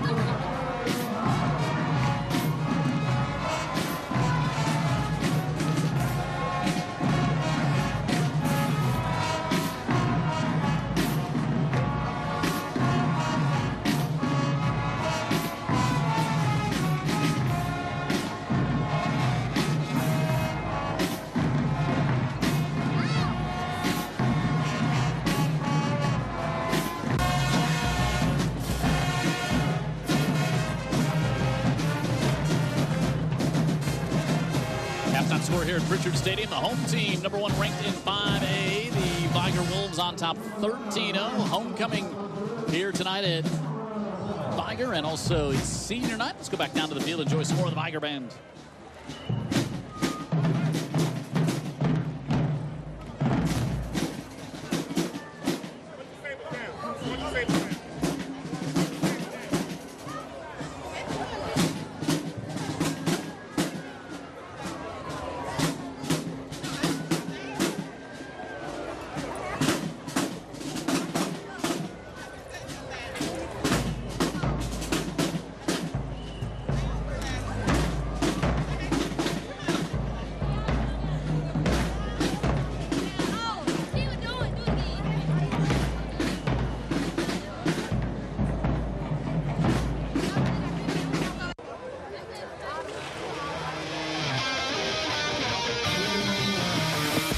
Halftime here tonight at Prichard Stadium. Vigor with the lead 13-0. Jim Cox, Dan Brennan, and Vic Lockett here. And, Vigor's defense so dominant there in the first half as they have all year. But again, some credit also to what Citronelle's been able to do to keep this a 13-point game and going to get the ball here to start the third. Yeah, what they've done is they've hung in there, and that's about all they can do. They've really had a lot of trouble trying to move this ball with all these assortment of injuries, but yeah, it's been Vigor's game so far, but they haven't been able to run away and hide yet.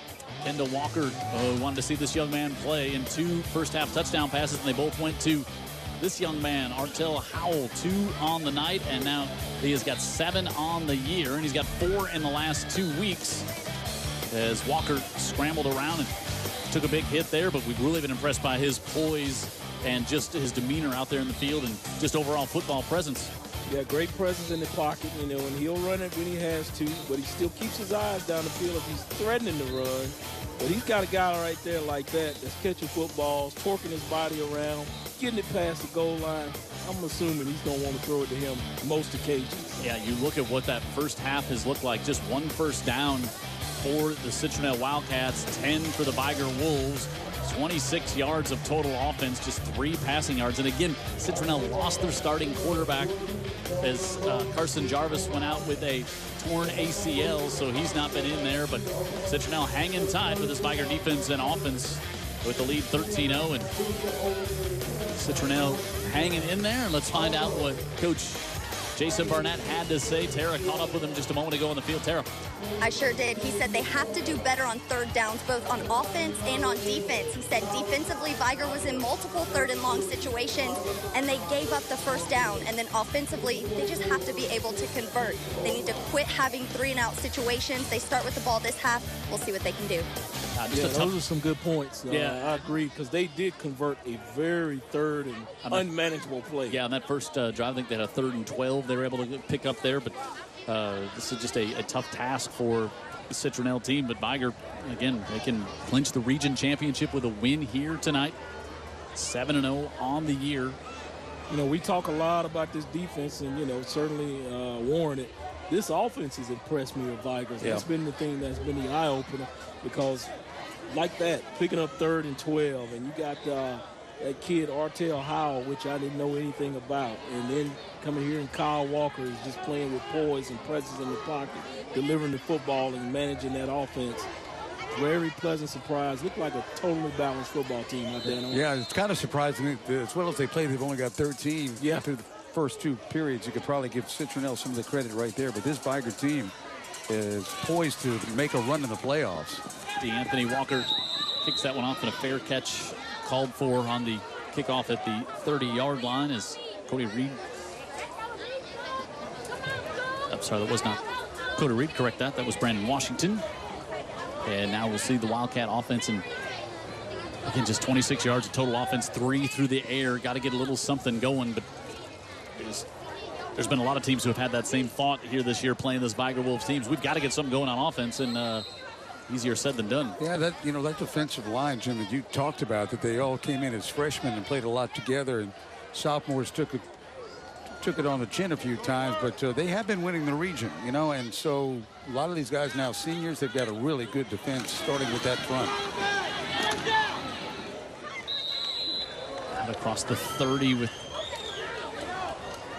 Justin Johnson Here's what Citronelle's done on the year. Opened up the year winners of their first 4 in a row and really got some momentum going, and then jumped up a couple of played MGM, jumped up, played against this Citronelle team, 27-19, a win there. And Satsuma had to go to 2 overtimes. They got the win, and they lost one to Jackson last week that they really still would like to have back, and that was the first game they played without Carson Jarvis. And now they're back at it with Justin Johnson at quarterback on the keeper. Quickly came up, and then he was swallowed up and driven back as it looked like there was going to be maybe something to do there, a little hole, and that closed up rather quickly. So now 3rd down coming up. Desmond Little able to make the stop. Yeah, Little 6'5", big-time prospect. Vic Lockett, right? LSU, Absolutely. Alabama. Yeah. Anchors the 440 team. Very, very fast guy. Ole Miss. Clocked at a 4.4. Yeah, Ole Miss, South Carolina, others that have offered him Bowling Green. And then we're talking about going back to last year, not just this year. Yep. 3rd down and long 5 fired, and it's behind Aaron Belt, and incomplete. Looked like could have had a little something going there on 3rd down. That's exactly what Coach Barnett told Tara on the sidelines. It's got to be better on 3rd down, and they had a chance to convert there, but Justin Johnson's pass just a little behind Aaron Belt. Yeah, he's running that post route, and they had him in what they wanted defensively. Just couldn't complete it on the other end. Yeah, it might not only been a first down, might have been a big play, too. Well, that was definitely splash written all over it. Now, Tadarius Evans-Busby will join Artel Howell back on the punt. And Caston Reed. Oh, that was almost blocked. End over end kick. Howell takes it at the 24, and Howell, look out, trying to get to the right sidelines, and he got a spectacular block, and he spins all the way to the 22-yard line, and that's going to be a blindside block. That's coming back is DeAnthony Walker with the hit, but it's going to be a blindside hit, and that's going to bring that one back. I tell you what, I just played in the era where that was always legal, right? And I just assumed it was clean. Yeah, well, it was clean maybe 5 years ago. I don't know, but they're just, as far as the safety of those players, they're trying to do more and more to regulate. Protect them. Yeah, protect them, and especially at the high school level, I think that's a good idea. Yeah, I think that was Howard Hunter who was on the receiving end. Yeah, and the fact is that, even though your instinct is to really lay somebody out, the point is he could have just simply gotten his way, and that would have done the same thing. But football is a game where you try to take the life out of your opponent. Sure. And so that's why for so long that was considered a play to be applauded. Yep. Now the thinking is a little different. Well, to be honest, personal foul, blindside block on the receiving team, 15 yards from the spot of the foul. It'll be 1st and 10. I've been the recipient of one of those blocks, and coincidentally, it was against Tennessee. And that's the first time I ever came out of the football game. Wow. And it was because I was that. I didn't make it to the ground, but he laid me out. You'll see it here, and he's just kind of lining him up. He tried, he almost looked like he tried to get around and get him on the front side of the shoulder. It was like the one thing, it wasn't a dirty play that he was trying to kind of get around. You could tell he tried to get his head around and almost hit him on the front side of the shoulder. Well, he got around to the front, but the player never saw him until he got there. And that's where the infraction comes in. Yeah, it's a good call. You get in the way, and you're able to shield him a little bit, and it probably is going to do the same thing to the run itself. Yeah. But it's so contradictory because football is a game that forever since we've known, it's been taught a certain way. Yep. And you try to impose your will, and the way you do that is by being more physical. Pick up a 5 on 1st down, and the Wolves at the 47. Walker again steps up in the pocket, looking to go over the middle, and it's dropped. Fired that one up, was looking for the junior Paul Jackson, who's got a couple of catches on the year in 3rd and 5. I think Geoffrey Hutchinson kind of messed his concentration up because he had to get that around him, and he almost got his hand on it. I thought Geoffrey Jefferson was at least going to bat it down, if not intercept it. That was another chance for the Citronelle defense on 3rd down to get off the field here. Well, let's see. Coach Barnett was talking about that, so let's see if they're up to the task, at least on the defensive side, to get off the field on 3rd down. Wasn't able to on offense, but may do it here on defense. Howell at the slot to the top of the screen, and Walker wants to keep it. And Walker, jersey pulling on, great job, penetration in there by Jonathan Worrells, the sophomore.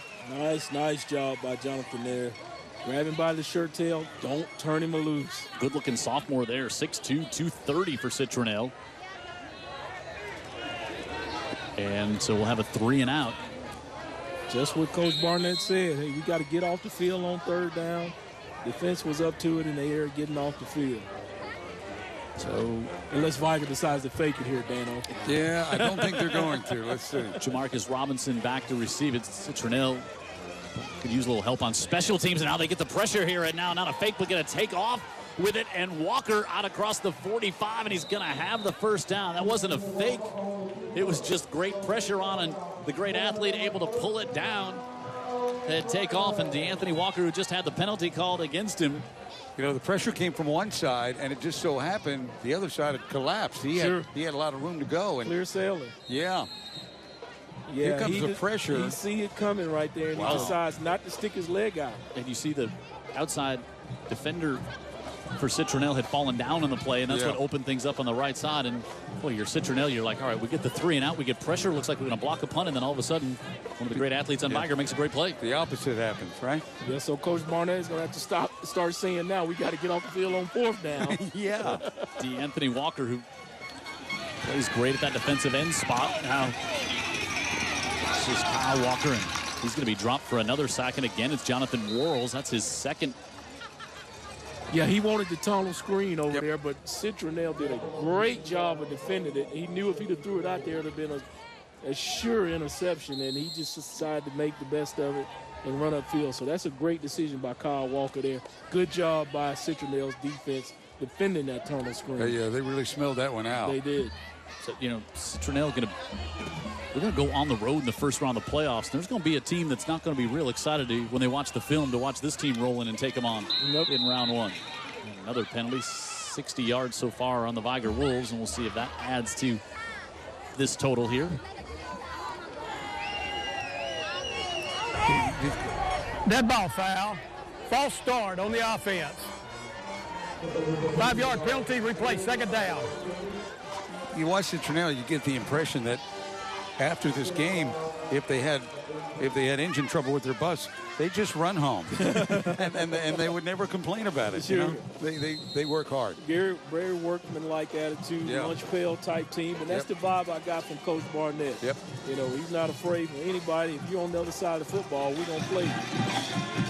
Kyle Walker fires it up to the 30. He's able to get that one off incomplete. James Jackson with a catch, and that's going to be a first down and a big gain of 25. You know, for a guy without not a lot of press and without a lot of big stats, Kyle Walker, he's more than capable at quarterback. Absolutely. You're talking about, okay, you've got a team, great line of scrimmage, you've got some good skill guys. You know, what do you have at quarterback? Well, they've got enough at quarterback. Absolutely. No doubt about it. I mean, you put it best earlier. Solid football team here. Yep.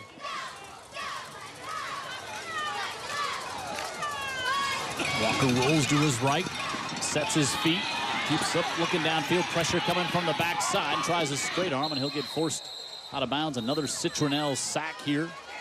Good work by Citronelle. Good work by their DBs with the coverage downfield to not allow Walker anything to have a chance to throw at. Derek James, the first one leading him out of bounds there for the sack. Yeah, that's a tall task to cover 3 wide receivers for Vigor. Yep. With the talent they have, but Citronelle's done it on occasion. Yeah, I agree. Vigor's made a few plays, but at the same time, boy, they challenged that defense time and time again to have it together, and for the most part, they have. A little surprised by the play calling. You know, thought maybe that we'd see Vigor here in the second half try to line up and run it and use some clock. Loss of 3 on the sack. Just as Coach Brennan calls for, they hand it off to Whitsitt. And Whitsitt to the 20. And he's a good-looking back at 6 feet, 200 pounds. Yeah, he is. He is physical, and he's got a physical line in front of him that he did a nice job of getting some push right there. Yeah. And that's what you'd like out of a back when you got a line like this. Yeah. You know, one-cut guy. Yep. Real decisive about it. As the weather starts turning dreary here in South Alabama, just run it and hand it off to him in the postseason, right, Big Locker? Yeah, you can't pass the ball because it's snowing and cold. What's dreary? Cloudy and 71? Yeah. Is that what's coming up? 3rd and 4.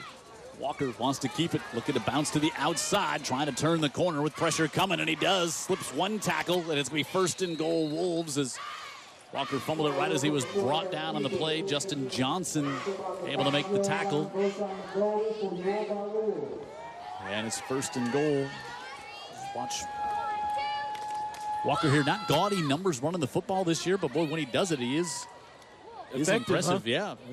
He's down to the 4-yard line, so 1st and goal here for Vigor as we approach the halfway point. Quarter number 3. Got Weaver, the safety, came up a little too tight, and Walker was able to get the edge. Weaver's trying to come up to make the tackle from the safety spot. They got sucked in a little too much toward the line of scrimmage. Whitsitt slips to the right and dives forward, and he's in for the touchdown. Just sort of bowled over him there and torqued his body as well to roll over and break the plane of the end zone. 12th touchdown carry for Jalen Whitsitt on the season. Vigor stretches the lead here to 19 with the PAT coming, excuse me. Takes that one cut, dips that shoulder, and goes forward. Yeah.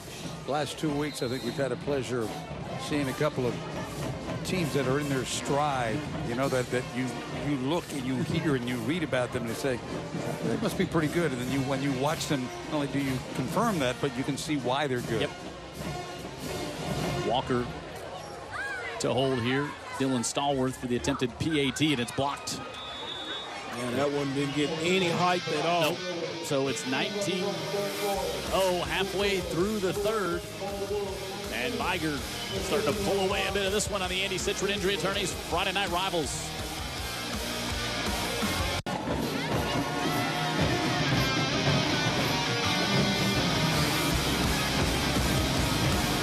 Exactly halfway through the 3rd here at Prichard Stadium. Jim Cox, Dan Brennan, Vic Lockett, Tara Reeves, Jared Kihas in the truck, David Sharp, our statistician, Vigor Band. Well, that may be one chink in the armor Dan and I were talking about. They need a kicker. That may be one thing that they're missing, though. The kicker and self-inflicted wounds, I would say. Boy, I tell you, yeah, because you know you get deeper in the playoffs, games get closer. It costs you a game. Points are needed. Yep. 10-play drive there, 4.5 off the clock for the Vigor Wolves, and D'Anthony Walker kicks that one short. Brandon Washington to the 40-yard line. Yeah, they don't. You know, you see when you have a team that doesn't have a kicker with a big leg to pin the other team back or make a field goal, you realize what a tool that is. Yes. That so many teams and more we're seeing on the high school level have. We are. You're right about that. And we've seen some good kickers. Huh? Oh man, we've seen kickers that really have played a big role in the way, you know, the field position, the way any drive starts against them. Yep. That's why they're called special teams, because they are very special, and much more special when you mess up on them. Justin Williams gives it off. Joffrey Hutcherson with the carry there. Tara Reeves tells us that Vince Gaines and Joan Ketchum watching the game tonight. She did not tell me if they're watching it together, and not sure if it was supposed to be two separate, or, you know, but they're both watching the game. And hopefully I didn't just cause any trouble. Yeah, no deviation necessary. Yeah. Jim, I think you did cause trouble. You may have. Dan if he's not with us next week, you know why. Dan Brennan, there's a Twitter question coming in for you that I will get to momentarily here as the Wildcats pick up 3 on first down. Rolling out Justin Johnson. Now he quickly wants to pull it down, and he's going to get quickly pulled down by Desmond Little. So you might remember last week we were talking about Robert Cook, who had perfect attendance watching every game. Yep. Remember, we talked about that, and then you said he was a lonely man, and I didn't think that was really all that nice of a thing to say. But now someone on Twitter, Austin Hinson, is asking if you know if if Robert Cook is watching, or if there's any truth that he's hosting a haunted house. Now, I don't know why you would know.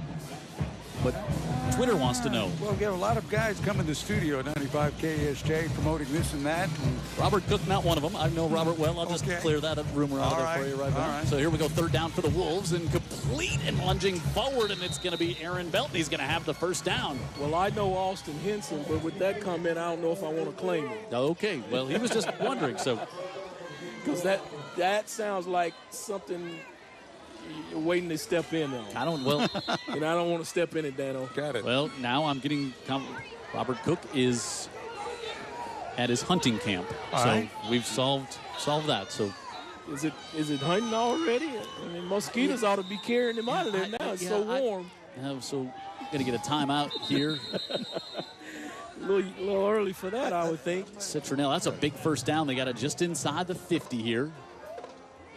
And Jim through the air steps out of this and onto the field. Yeah, back to the game at hand. Yes, the task at hand. Huh? Yeah, and it's been a rare first down for Citronelle. Let's face it. I mean, just look at the stat sheet. They only had one first down through the first half. We like the grit of the team. It's just they're having trouble moving the ball against a very stingy defense. All right, speaking of stingy defenses, and our trivia question here tonight, the only coach who's been the head coach of both Citronelle and Vigor. Hold your thoughts, Dan Brennan. It came to you quickly. Any guesses there, Vic Lockus? Yeah, it's got to be the guy that got all the championships here, and his name just slipped my mind. Well, that's how trivia, you don't get credit for that when you say it just slips your mind, Vic Lockus. Well, I've tried that with a few teachers, and it didn't work either. Harold Clark? Not Harold Clark, but a good guess, but no, right there. Yep, Ashley Johnson. Yeah. Citronelle for a couple of years, Vigor as well, and always been he's been a great friend to Light of the Village. Yep. Which is a ministry that I happen to be on the board of that is located in Alabama Village. Ashley, good man. Justin Johnson. I don't think he got back to the line of scrimmage there. Yeah, Ashley Johnson, I mean, just a great defensive mind, great defensive coordinator, and a big fan of his when he was working in high school football around. We loved having him when we were doing his games on TV. Yeah, and I think right now he's doing kind of the defensive side of the ball to what David Morris does. Exactly. Yeah. He's coaching up kids individually to be better tacklers, better linebackers. And good for him. And those kids are getting better, I can tell you that. Yep. And so you can bet he's probably got this one DVR'd if he's not watching it live here tonight. So hello to Ashley Johnson, and hope all is well there. So loss of 1 second and 11. Johnson looking on the right side, wants to hang it up for Belt, and that one really hung up there, and it's going to be picked off. Tried to go on to Belt, and that one just hung up there forever, and D'Darius Evans-Busby with his third interception of the season, and that one just didn't get a clean release from Justin Johnson. And again, you see not really. He got incredible height on that, and they just needed a little less height, because I thought the receiver was breaking free. Yep. Certainly don't know until it's done because of the speed on defense for Vigor, but I think they had an opportunity there, just weren't able to connect. Yeah, and you got Belt, big tall receiver at 6'2", to go up and get it. But well, that would not normally be the guy throwing the ball. Yeah, right. Because of the injury, season-ending injury to the quarterback, Carson Jarvis, who we saw on the field before the game. And I guess he's got a serious injury, but he looked pressure good. Coming from the backside, and they hit Walker, and it's almost picked off the quarterback right there, who just threw that one up. Justin Johnson almost got one back. Almost had the pick there. Now, what a stat would that be? Leading tacklers, leading passer, and an interception. Yeah, that doesn't happen very often. Let's go get another educator spotlight from Coastal Alabama Community College. Tara. Jim, I am with the best-dressed man in the stadium right now, Vigor principal Gerald Cunningham, and you guys are dominating in football, but you're also dominating in the classroom. Talk about your college and career ready. Vigor High School, for the last 3 years, we've had 100% of our graduating class be college and career ready, receive credentials. No other high school in Mobile County can say that. That's incredible, and of course, that's what's most important to the student athlete is really the student part, the academics. Talk about the academy programs that you guys offer. Our academy programs are outstanding. We have won the Golden Spoon competition with our culinary arts program under the leadership of Ms. Michaela McCullum. Our broadcasting program is outstanding. They live stream our games. And our students, with our technology department, repair every computer at our school. We have no one that have to come to our school and do anything. We fix our own. So I'm super proud of my kids because they're awesome. And if it couldn't get any better, of course, the Vigor Wolves undefeated. We have to talk about the Wolves. The Wolves, we take this one shot at a time. We're not trying to bite off or eat more than this cow that we can chew, but we're coming on, getting back to where we used to be because everybody knows Wolfpack football is awesome, and we are truly the school that Spirit built. And what an incredible win tonight would be, being both senior night and homecoming. Thank you so much, Mr. Cunningham. Thank you. Go Wolfpack. Thank you, Tara. Coastal Alabama Community College bringing our educator spotlight each week. Vic Locke, we got to figure out how you get to be a judge in that Golden Spoon competition because I think you would be really good at that. I would love to do that. Yeah, you know, it's really so much cool stuff here at Vigor, the culinary arts program. And talk about their technology. They said just nobody. They don't call the Geek Squad to repair the computers here. All the students do all the networking, all the prepare at the school. Just so many great things. In-house geeks, huh? Yeah, they got a cool broadcasting program here. Just lots and lots of great things going on here at Vigor. And Walker, he could be in the drama department the way he sold that fake there, but I think there's going to be a hold on Jim, that one. you ought to go over and speak to that broadcasting program that they have. That'd be a nice opportunity. I was going to tell you that I have. I've had the pleasure of doing that. Well, Dano, huh? They've got a summer camp, and it was a great pleasure to talk with them, and they set it all up, and they filmed the whole thing, and a lot of those kids were getting a holding on the offense. 10-yard penalty. From the spot of the foul, replay, second down. A lot of great opportunities behind the camera, either side of it, with, from technical to directing to being the on-air talent. Everything. Yeah, really good stuff. But you did that in the summer. I did that summer ago. Well, good luck getting Jim off the guff in the summer. It's not going to happen. I guess I didn't do that well because I didn't get the call this summer.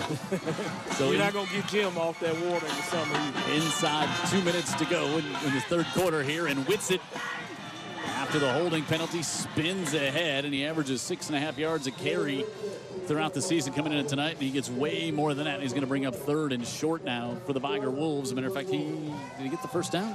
He may have, man. I'm telling you, that big guy there is, he's a one-cut guy, but right there, he was about 5 cuts. Yeah, he's going to be just a yard and a half short as we approach the final minute here of the third quarter. Good moves for a kid that big. Yeah. 200 pounds.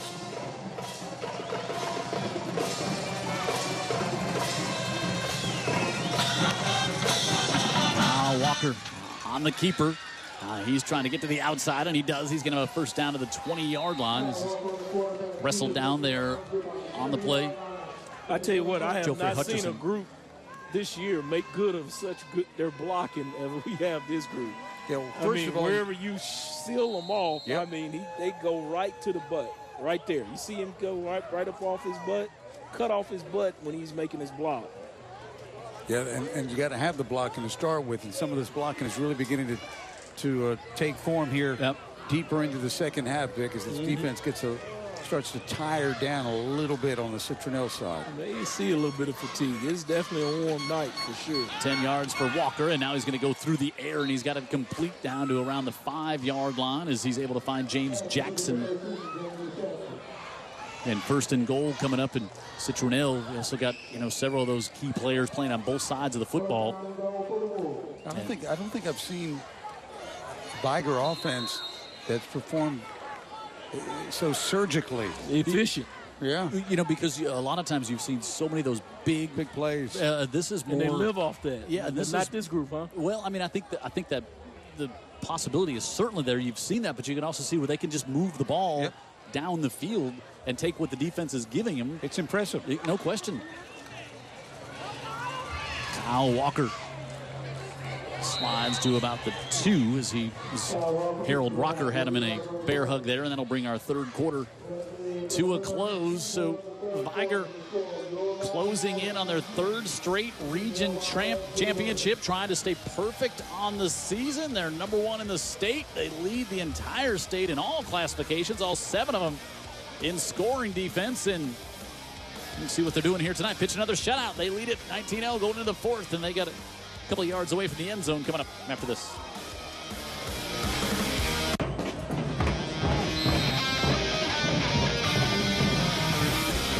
Andy Citron Injury Attorneys Friday Night Rivals here on UTV 44. Jim Cox, Dan Brennan, Vic Lockett, Terry Reeves on the sideline. The Vigor Wolves up 19-0, and Walker looking to make it more, and he does to Ronald Cooper for the touchdown.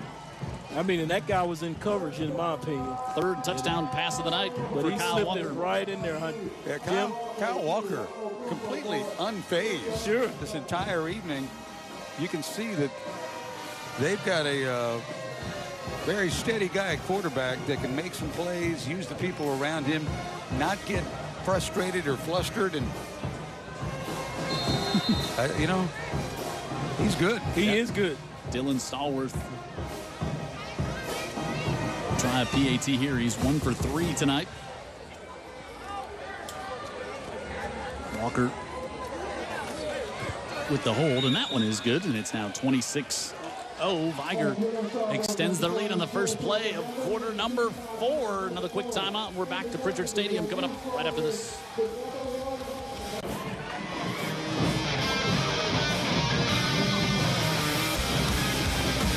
One play into the fourth quarter, and the Vigor Wolves extend their lead here over in Spanish Fort, the big 6A Region 1 matchup. 13-7, Spanish Fort leads Blunt.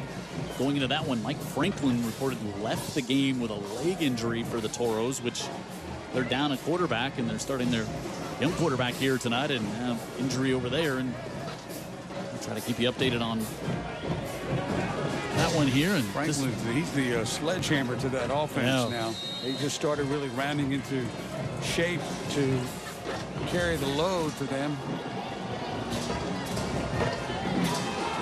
Brandon Washington takes the kick, and Washington looking to go up the far side and up to the 43-yard line. And Citronelle, here's Coach Jason Barnett. Boy, said it before, as our Raise the Roof fan cam. They're raising the roof, I can tell you that. Metal Roofing Center and Supply, and thank them for being part of it here. We were saying, Dan, if you weren't with us earlier, we got to know Jason Barnett this week, and really just think the world of him. And he's really found a place he likes, wants to be in Citronelle, kind of his kind of place, as he says. Yeah, the job was kind of thrust on him in June, July, and finally was named the head coach in August. Grew up in Atmore, and so he's kind of, he says, you know, all the players growing up in Citronelle, he said, I know what they're doing on Friday night in the week, because it's the same thing I was doing at that age, you know, same kind of rural area growing up, and talking about hunting and fishing and hanging out and everything else. Yeah, if he can continue the cycle of kids like we're seeing tonight, kids that are running to the football, playing hard, despite the odds, he's going to be successful there. Yep. And his demeanor, you know, says that as well. Had a nice conversation with him pregame, and I really was impressed. I think we all were. Justin Johnson on the keeper, squirts out to the far side, and now he turns the corner and shows some great speed and takes a hit at the 40, but he's going to have the first down, pick up a 14. And that young man. Kids like that, you know, still playing hard, plays both sides of the ball, through the interception, and he's still playing hard. This Vigor defense pitching a shutout tonight, and they've done that a lot this season, Tara. They sure have. There's something unique to the Wolves defense. You saw Darius's pick that ultimately led to a touchdown. Well, if one of the Wolves is unable to come up with a pick or a fumble recovery that had punished by having to do 10 push-ups in the first quarter, Sidney Williams actually should have had a pick. And he was unable to come up with it, so he had to do 10 push-ups on the sideline. So not only is he playing on offense and on defense, but he's doing exercises during the plays. That ball, they almost had another one. There's that ball popped loose, and it just kind of was loose there on the ground, and everybody kind of looking at each other like, whose is it here? Usually a kid will come out of the huddle excited, or scramble excited with the football. And Vigor's going to get another turnover here tonight. Well, English says it's Vigor ball, it's Wolfpack ball. That's their third takeaway tonight. Let's watch here. Just kind of is loose as they've got Derek James, their defensive tackle, in running the football. I was going to say, this was that kid's first. It's just his first carry of the night, right? Yeah, over there away from the ball. And I didn't see a beanbag come out of nothing to signify balls out. So the Wolves, 2 interceptions and a fumble recovery here tonight. Now 16 takeaways on the season. And now see a change at quarterback for the Wolves as well as Brennan May Jordan comes in. Nope. Actually, it's going to be James Jackson. They moved him from wide receiver and little wildcat there, and he picks up 17. Nothing wrong with Kyle Walker, and he's just making a substitution to get some experience. You know, that was the one thing that Coach Scott talked about before on the field with Dan and I. He said, we got to come out of this game healthy. We got to win, and then number 2, we got to come out of this healthy. As you just start to just look at what could be, you know, this. You're around Prichard, you're around Vigor. You are starting to get the feel that this could be one of those very special Vigor Wolf teams. Yeah, I you know, and we've known Coach Scott a long time. Yep. And it's almost like that's the one thing that's keeping him up at night right now. He kind of knows what he can expect from his team, the way they're going to play. Dead ball foul. False start on the offense. 5-yard penalty. Replay first down. But what he doesn't know is everybody going to be standing and healthy at the end of each game? And that's the one thing he said, we might not be able to afford too many of our frontline guys going down. Yeah, and I think you just want to protect your quarterback, and he looks to be fine over here on the sideline. So they'll bring in James Jackson. And Walker certainly had an excellent game. Jackson fakes the handoff to Howell, and now he keeps it and slips one tackle, but he gets back up to the original line of scrimmage.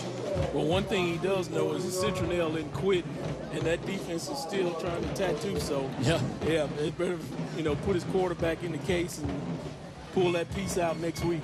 Yep. Yeah, Citronelle keeps on competing, that's for sure. Yeah, so that may be the thinking of Coach Scott, and I don't blame him a bit, because just like we were talking about in previous weeks, you can't get any new players, but you can get your players better. Well, he's got a spot here where he feels he needs to get his backup ready just in case something crazy happens. 2nd and 10. They do give it to Howell this time, and Howell uses that explosive speed on the right side, and Howell now inside the 10, tiptoes, and he's in for the touchdown. 40 yards for Artel Howell, 2 touchdown receptions, and now a long run as well. Well, at this point, it's a full moon, and the Vigor Wolves are turning into werewolves, and they're just eating blood. Yeah, this kid is he's his own highlight show. Howell is having a great game, and just an explosive, shifty player that when the ball's in his hands. And we still got 8:50 in the game. Yeah, and give him the ball, you don't know exactly what's going to happen. I'll tell you what, Howell may be another one I'd go ahead and put back in the case as well. Get some of these young guys some reps and get some experience. Stallworth with the PAT, and it's good. And it's 32-0, Vigor in control of this one. 8:50 to go here at Prichard Stadium in the Andy Citron Injury Turbines Friday Night Rivals.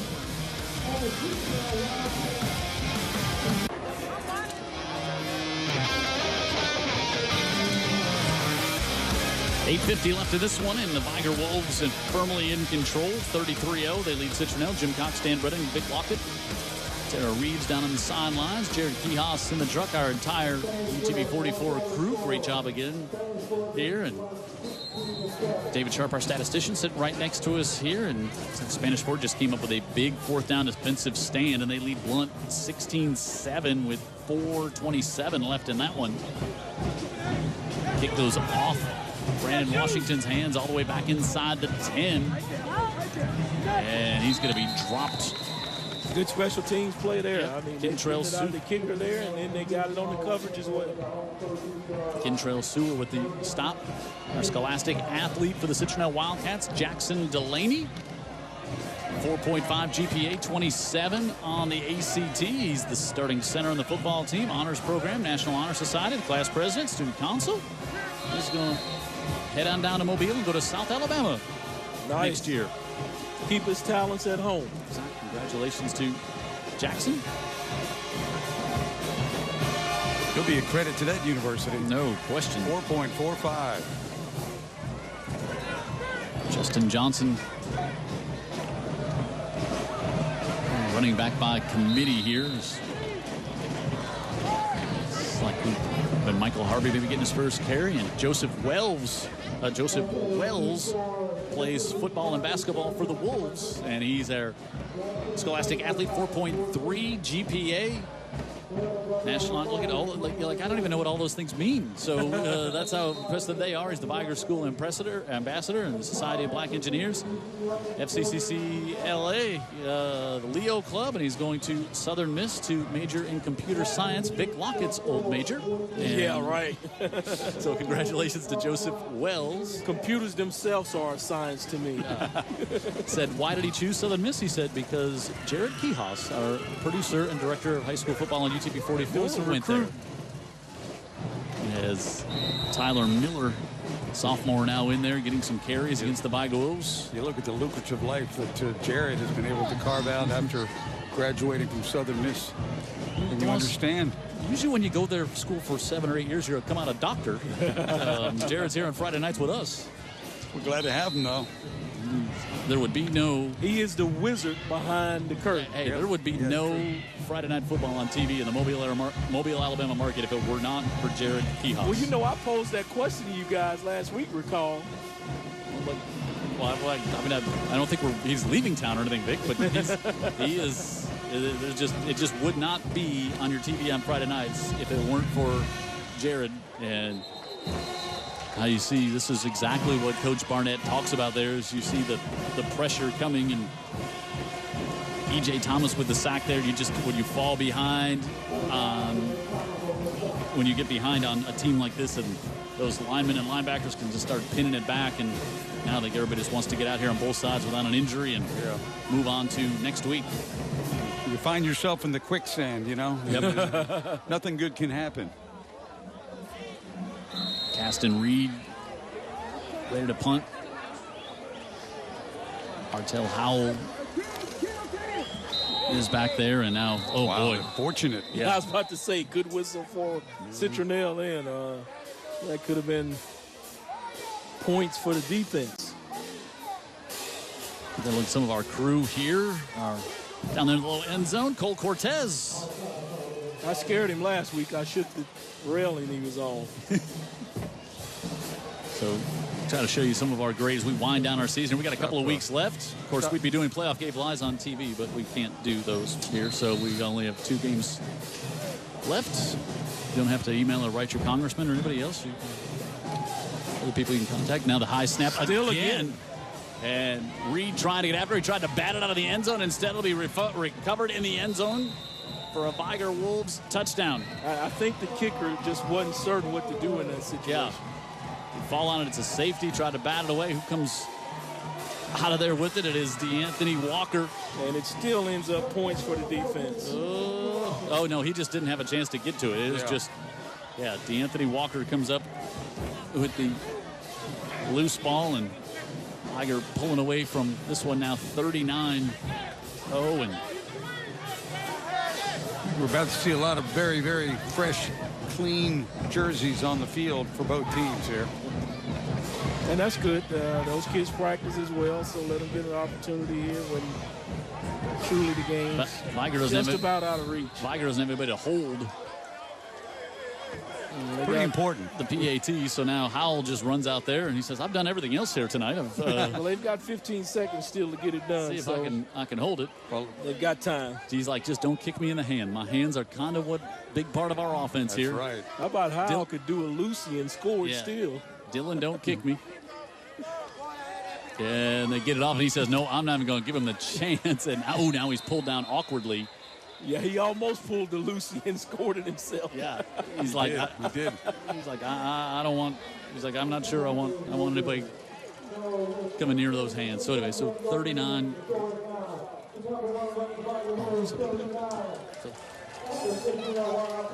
6:06 left. Vigor rolling away from this one, and Big Mike. more of our crew, Mike Dumas. I've always wondered what that symbol means, Mike. He's up there, the high. I've always wondered what that is. People have done that on television a lot of times, and I was like, what does that mean? I don't know. Maybe we'll send Tara. Maybe could be a trivia question, right? We'll have Tara go up on the scaffolding there. Maybe she can find out. I don't think it was Jimmy Superfly Snuka. I don't think that's what he was doing. We also have more Will Haley up on our right above us. Yeah, and so when you get those great isolation shots of a player, and you get to look inside the face mask, and he's up there on top of the crew. And all these guys who here working, they're also here first thing in the morning, setting everything up. Rodney Middlebrooks, one of our other cameramen here, also in the press box. But they just don't show up and run the cameras like we show up and be in front of the camera. They're here all day setting up all the equipment, breaking it down. And we got to get Vanya to sneak behind the curtain. And I'm sure the people in the audience want to one time at least see Jared. How about that? That's a good point. I think they've never seen Jared. I think the warrants have all expired. So, he poked his head outside the camera one time, the truck one time. We talked so much about him.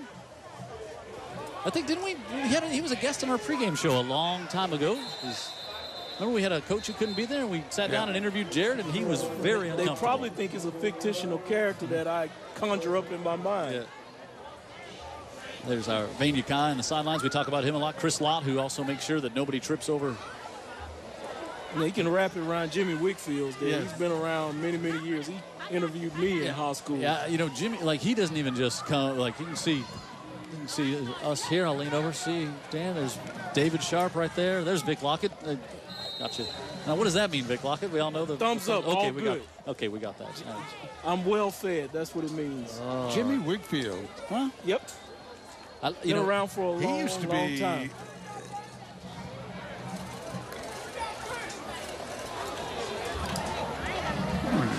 Wickfield was kind of controversial in some of his writing back in the day. Like a columnist? Yeah, I remember. You remember that? Yeah, I do. Also got some great folks working in the truck. Raymond. Yeah, and then there's him. Yeah, so Raymond's really working hard. Yeah, Ed Smith in the truck, Liz Kai in the truck, Thomas McDonald running replay tonight in the truck, and Andrew Dullison is our director here tonight. And Jared, stick your head out of there. Let the audience know there's Jared Kihas, yeah, right there. Right, that was too fast. I didn't see anything. And there's Raymond Wilson, who is our engineer. That's what he. That's what an engineer does at high school football. Sits back there in the chair and makes sure that. I don't know what But just let me, break the glass if there's a problem. Otherwise, leave me alone. Sure. Yeah. He's our in-house 911. Yeah. You've worked with enough radio engineers too. It's like, hey, my headset doesn't sound right. He's like, well, just wiggle it. Just wiggle the cord. It'll get better. It's like. So there you get a real behind-the-scenes look of most of our hardworking crew, and I mean most of the whole crew, and most of them are hardworking. And they're hardworking, excluding me and Raymond over there. I'd say. You don't usually get the siesta at 9:25 is an odd time to do it. So this one's still with 4:40 to go here. 3rd and 8 for the Wildcats. Derek James got the corner there, but some pads are still popping by the young guys in there. When your defensive tackle is the ball carrier and he turns the corner, Vic, it's you're deep within the Vigor, depth chart, right? Yeah, the Vigor defense going to catch him up there, and it's again just it's not just we had Carson Jarvis, starting quarterback, out for Citronelle here tonight. We also had Daniel Manning, who is one of their guys who's a starter on DB. He comes in, he runs the football. He runs the Wildcat offense for these Wildcats. Aaron Peoples, their wide receiver, and also starting safety. He's out of the game here tonight. It was just, you had elbow injuries, ACL. You had a gallbladder just all of a sudden pop up this week. So they've just been a regular mash unit. Tough week for the Citronelle Wildcats as Tyler Miller gets another carry there. The sophomore, as we're inside 4 minutes. Anything going on in hockey interesting, Jim? Folks out here in Prichard to be interested in? Not to anybody but me, Vic Lockett. 2 weeks into the season, and it does not. Well, you know, I'm from Prichard, and I like a little hockey. You know, it's a physical sport. It's a great. Well, you're the one. You and about 9 others used to be at the Mobile Civic Center on a Tuesday night to watch the Mobile Mystics play. Jim cut his teeth down here in Mobile. Mystics hockey on the radio. And of course, he loves our Gulf of Mexico. 3.5 to go here. Second down. Give now Timothy Roberts up the far side, and he bounces out of bounds. Biggest play of the night for Citronelle. Timothy Roberts making good of his time in there. Just a sophomore. I got some up-and-coming Standard players. is the standard for this group. Yep. Even the backups. And like you said, they practice all week, Vic Lockett, and they want to get a chance to get out here and especially play on on TV a Friday night. And, Yeah. you know, here let Jim Cox call their name. So first down up to the 37-yard line.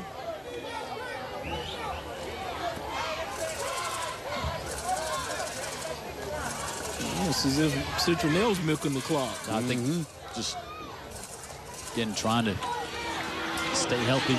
Derek James. Be wrapped up there. And David Beck coming in to make the stop for the Wolves. I guess bigger picture now, you walk away from this game and you try to evaluate where Vigor is. We knew they were undefeated coming into the game. We get a chance to watch this team tonight. I think now we have it's a clear idea as to We've got why. confirmation. Yeah. And they've got really good lines of scrimmage. The Sure. defense is really good at every level. And Talk about the surprise. yeah, the quarterback guy Absolutely. I don't say surprised as much as pleasantly we learned that he is a really good player and that they make good use of the talent around him. My wife and I live in Spanish Fort. My wife just texted me and said the fireworks are going off at Spanish Fort High School, so the Toros must have won the game over the Blunt Leopards. Wow, okay. Big win. That's usually a signal. Yeah. I don't think they'd be shooting them off if the Leopards came on top.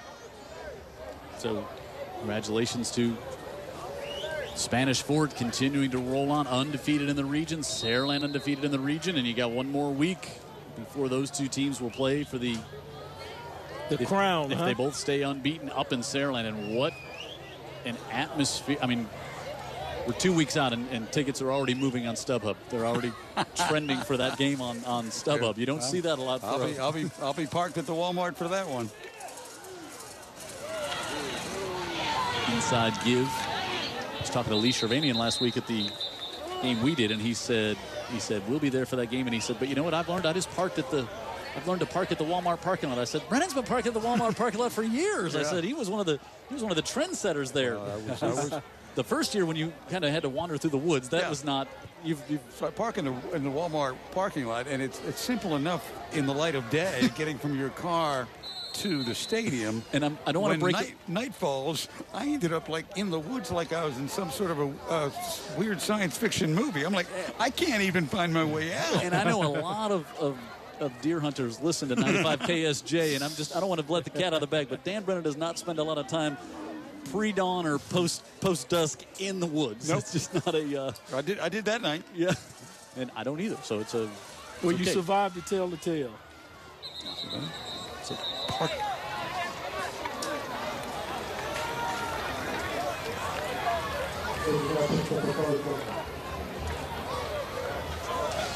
So down 15 seconds here, and Vigor Wolves get the victory here and stay unbeaten. Another shutout. 39-0 the win tonight, and they are now 8-0, and they will celebrate another region championship here tonight in Vigor, third in a row under Coach Scott, and that's awful. And, think about this. How impressive is that? Three straight region championships, and 3 of the past 4 years, the state champion has come out of this region, St. Paul's Saints. So, Coach Scott has got things going in a grand fashion. I'm not so sure they wouldn't be the region champions if St. Paul's was still in 5A. I don't think, boy, it'd be hard to argue with that. I mean, they are just a powerhouse here, and happy for them, happy for Coach Scott, and happy to get them on TV. Also happy to get Citronelle. They're having a great year. They're going to go to the playoffs. Happy to get them on TV for the first time in a long, long time. And this is one of the great shots there that we just had where the players, of course, I love to see the camaraderie and sportsmanship at the end of the game. Well, Vigor knew that they were in a game because there was only 13 at the half, and Citronelle got a lot of fight in them, and the numbers aren't in favor of Citronelle in terms of players. A lot of injuries. I agree. Let's go down to Tara. She's got Coach Scott. Coach, you have officially clinched first place in Region 1, still undefeated. Is this the best Vigor team that you've seen in your 4 years here as head coach? Well, it has to be for the record, what the records say, but, it's definitely one of the best, probably the best team we've had all the way around. But it's a lot of good guys and a lot of good players that helped us get to this point that I don't want to leave them out of that. They really helped build this thing to where we're at. And someone on the sideline tonight, and I told them the same thing. We're here because of what you laid the foundation for.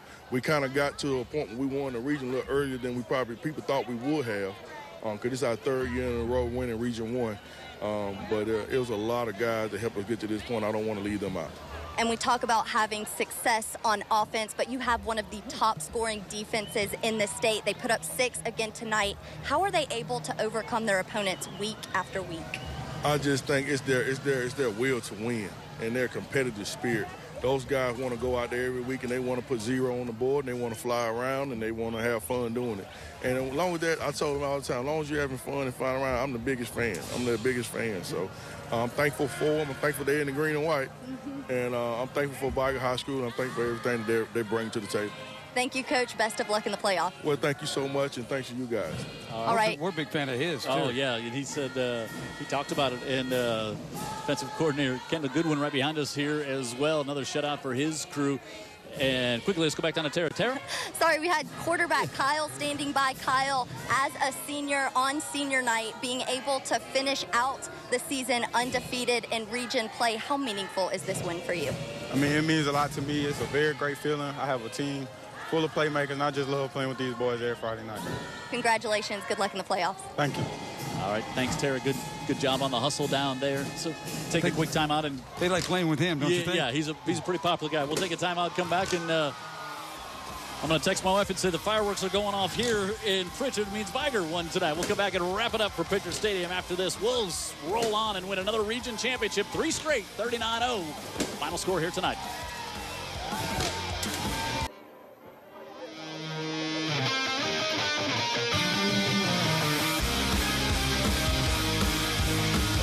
Derek Scott. Want to get a bath? He might.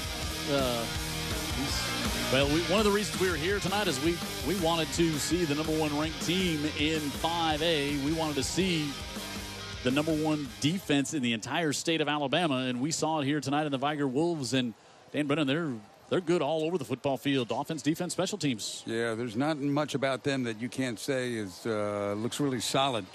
And now they're going to go after the guy that helps orchestrate everything. And at this point, is it really going to be a surprise? Yeah, well, and Coach Scott is. It's a teaching moment. Yeah, I think he's saying. You see who's in control there, right? Yeah. I think he might have been saying we're not going to celebrate a region championship right now, or he might have just been saying that so he didn't get soaking wet. Exactly. That might have been it. But anyway, Vic Lockett, you're looking at this Vigor team, and there's been a lot of great teams come through Vigor, and I think this one has a chance to maybe put themselves in that same no doubt. chat. They've got the players, and they've got them in the right places. But, can't say enough about this defense. I mean, they've just been lights out. They've got speed. They've got toughness. And looks like they're calling the right plays to put them in position to make plays. Offensively, I can't say enough about the Walker kid. I mean, such a pleasant surprise that they've got the guy that's at the controls for the offense. If the defense has a bad night, I think he can more than pick up the slack. Yep. All right, let's take a look at our player of the game nominations. And Vic just talked about them there. We got Kyle Walker, Artel Howell, and Dearis Evans Busby, who played great on the backside of the ball in defense and also maybe will replace some offense as well. And you can log on to UTV44.com tonight and vote on your Friday Night Rivals player of the game, and we'll tell you about it next week on our high school football game here on UTV 44, as we will have Daphne and St. Paul's with a big region game to find out. That's got big playoff implications next week in Region 1 on the 6A side of things. But your final score here tonight, the Vigor Wolves remain perfect. So for David Sharp, our statistician, Tara Reeves on the sideline, Vic Lockett, Dan Brennan, I'm Jim Cox for our entire UTV 44 crew here tonight, including Jared Kihas and everyone else. Thanks for being a part of our Friday night game here tonight. Vigor continues to roll on unbeaten and #1 in the state in another region championship, their third in a row here tonight.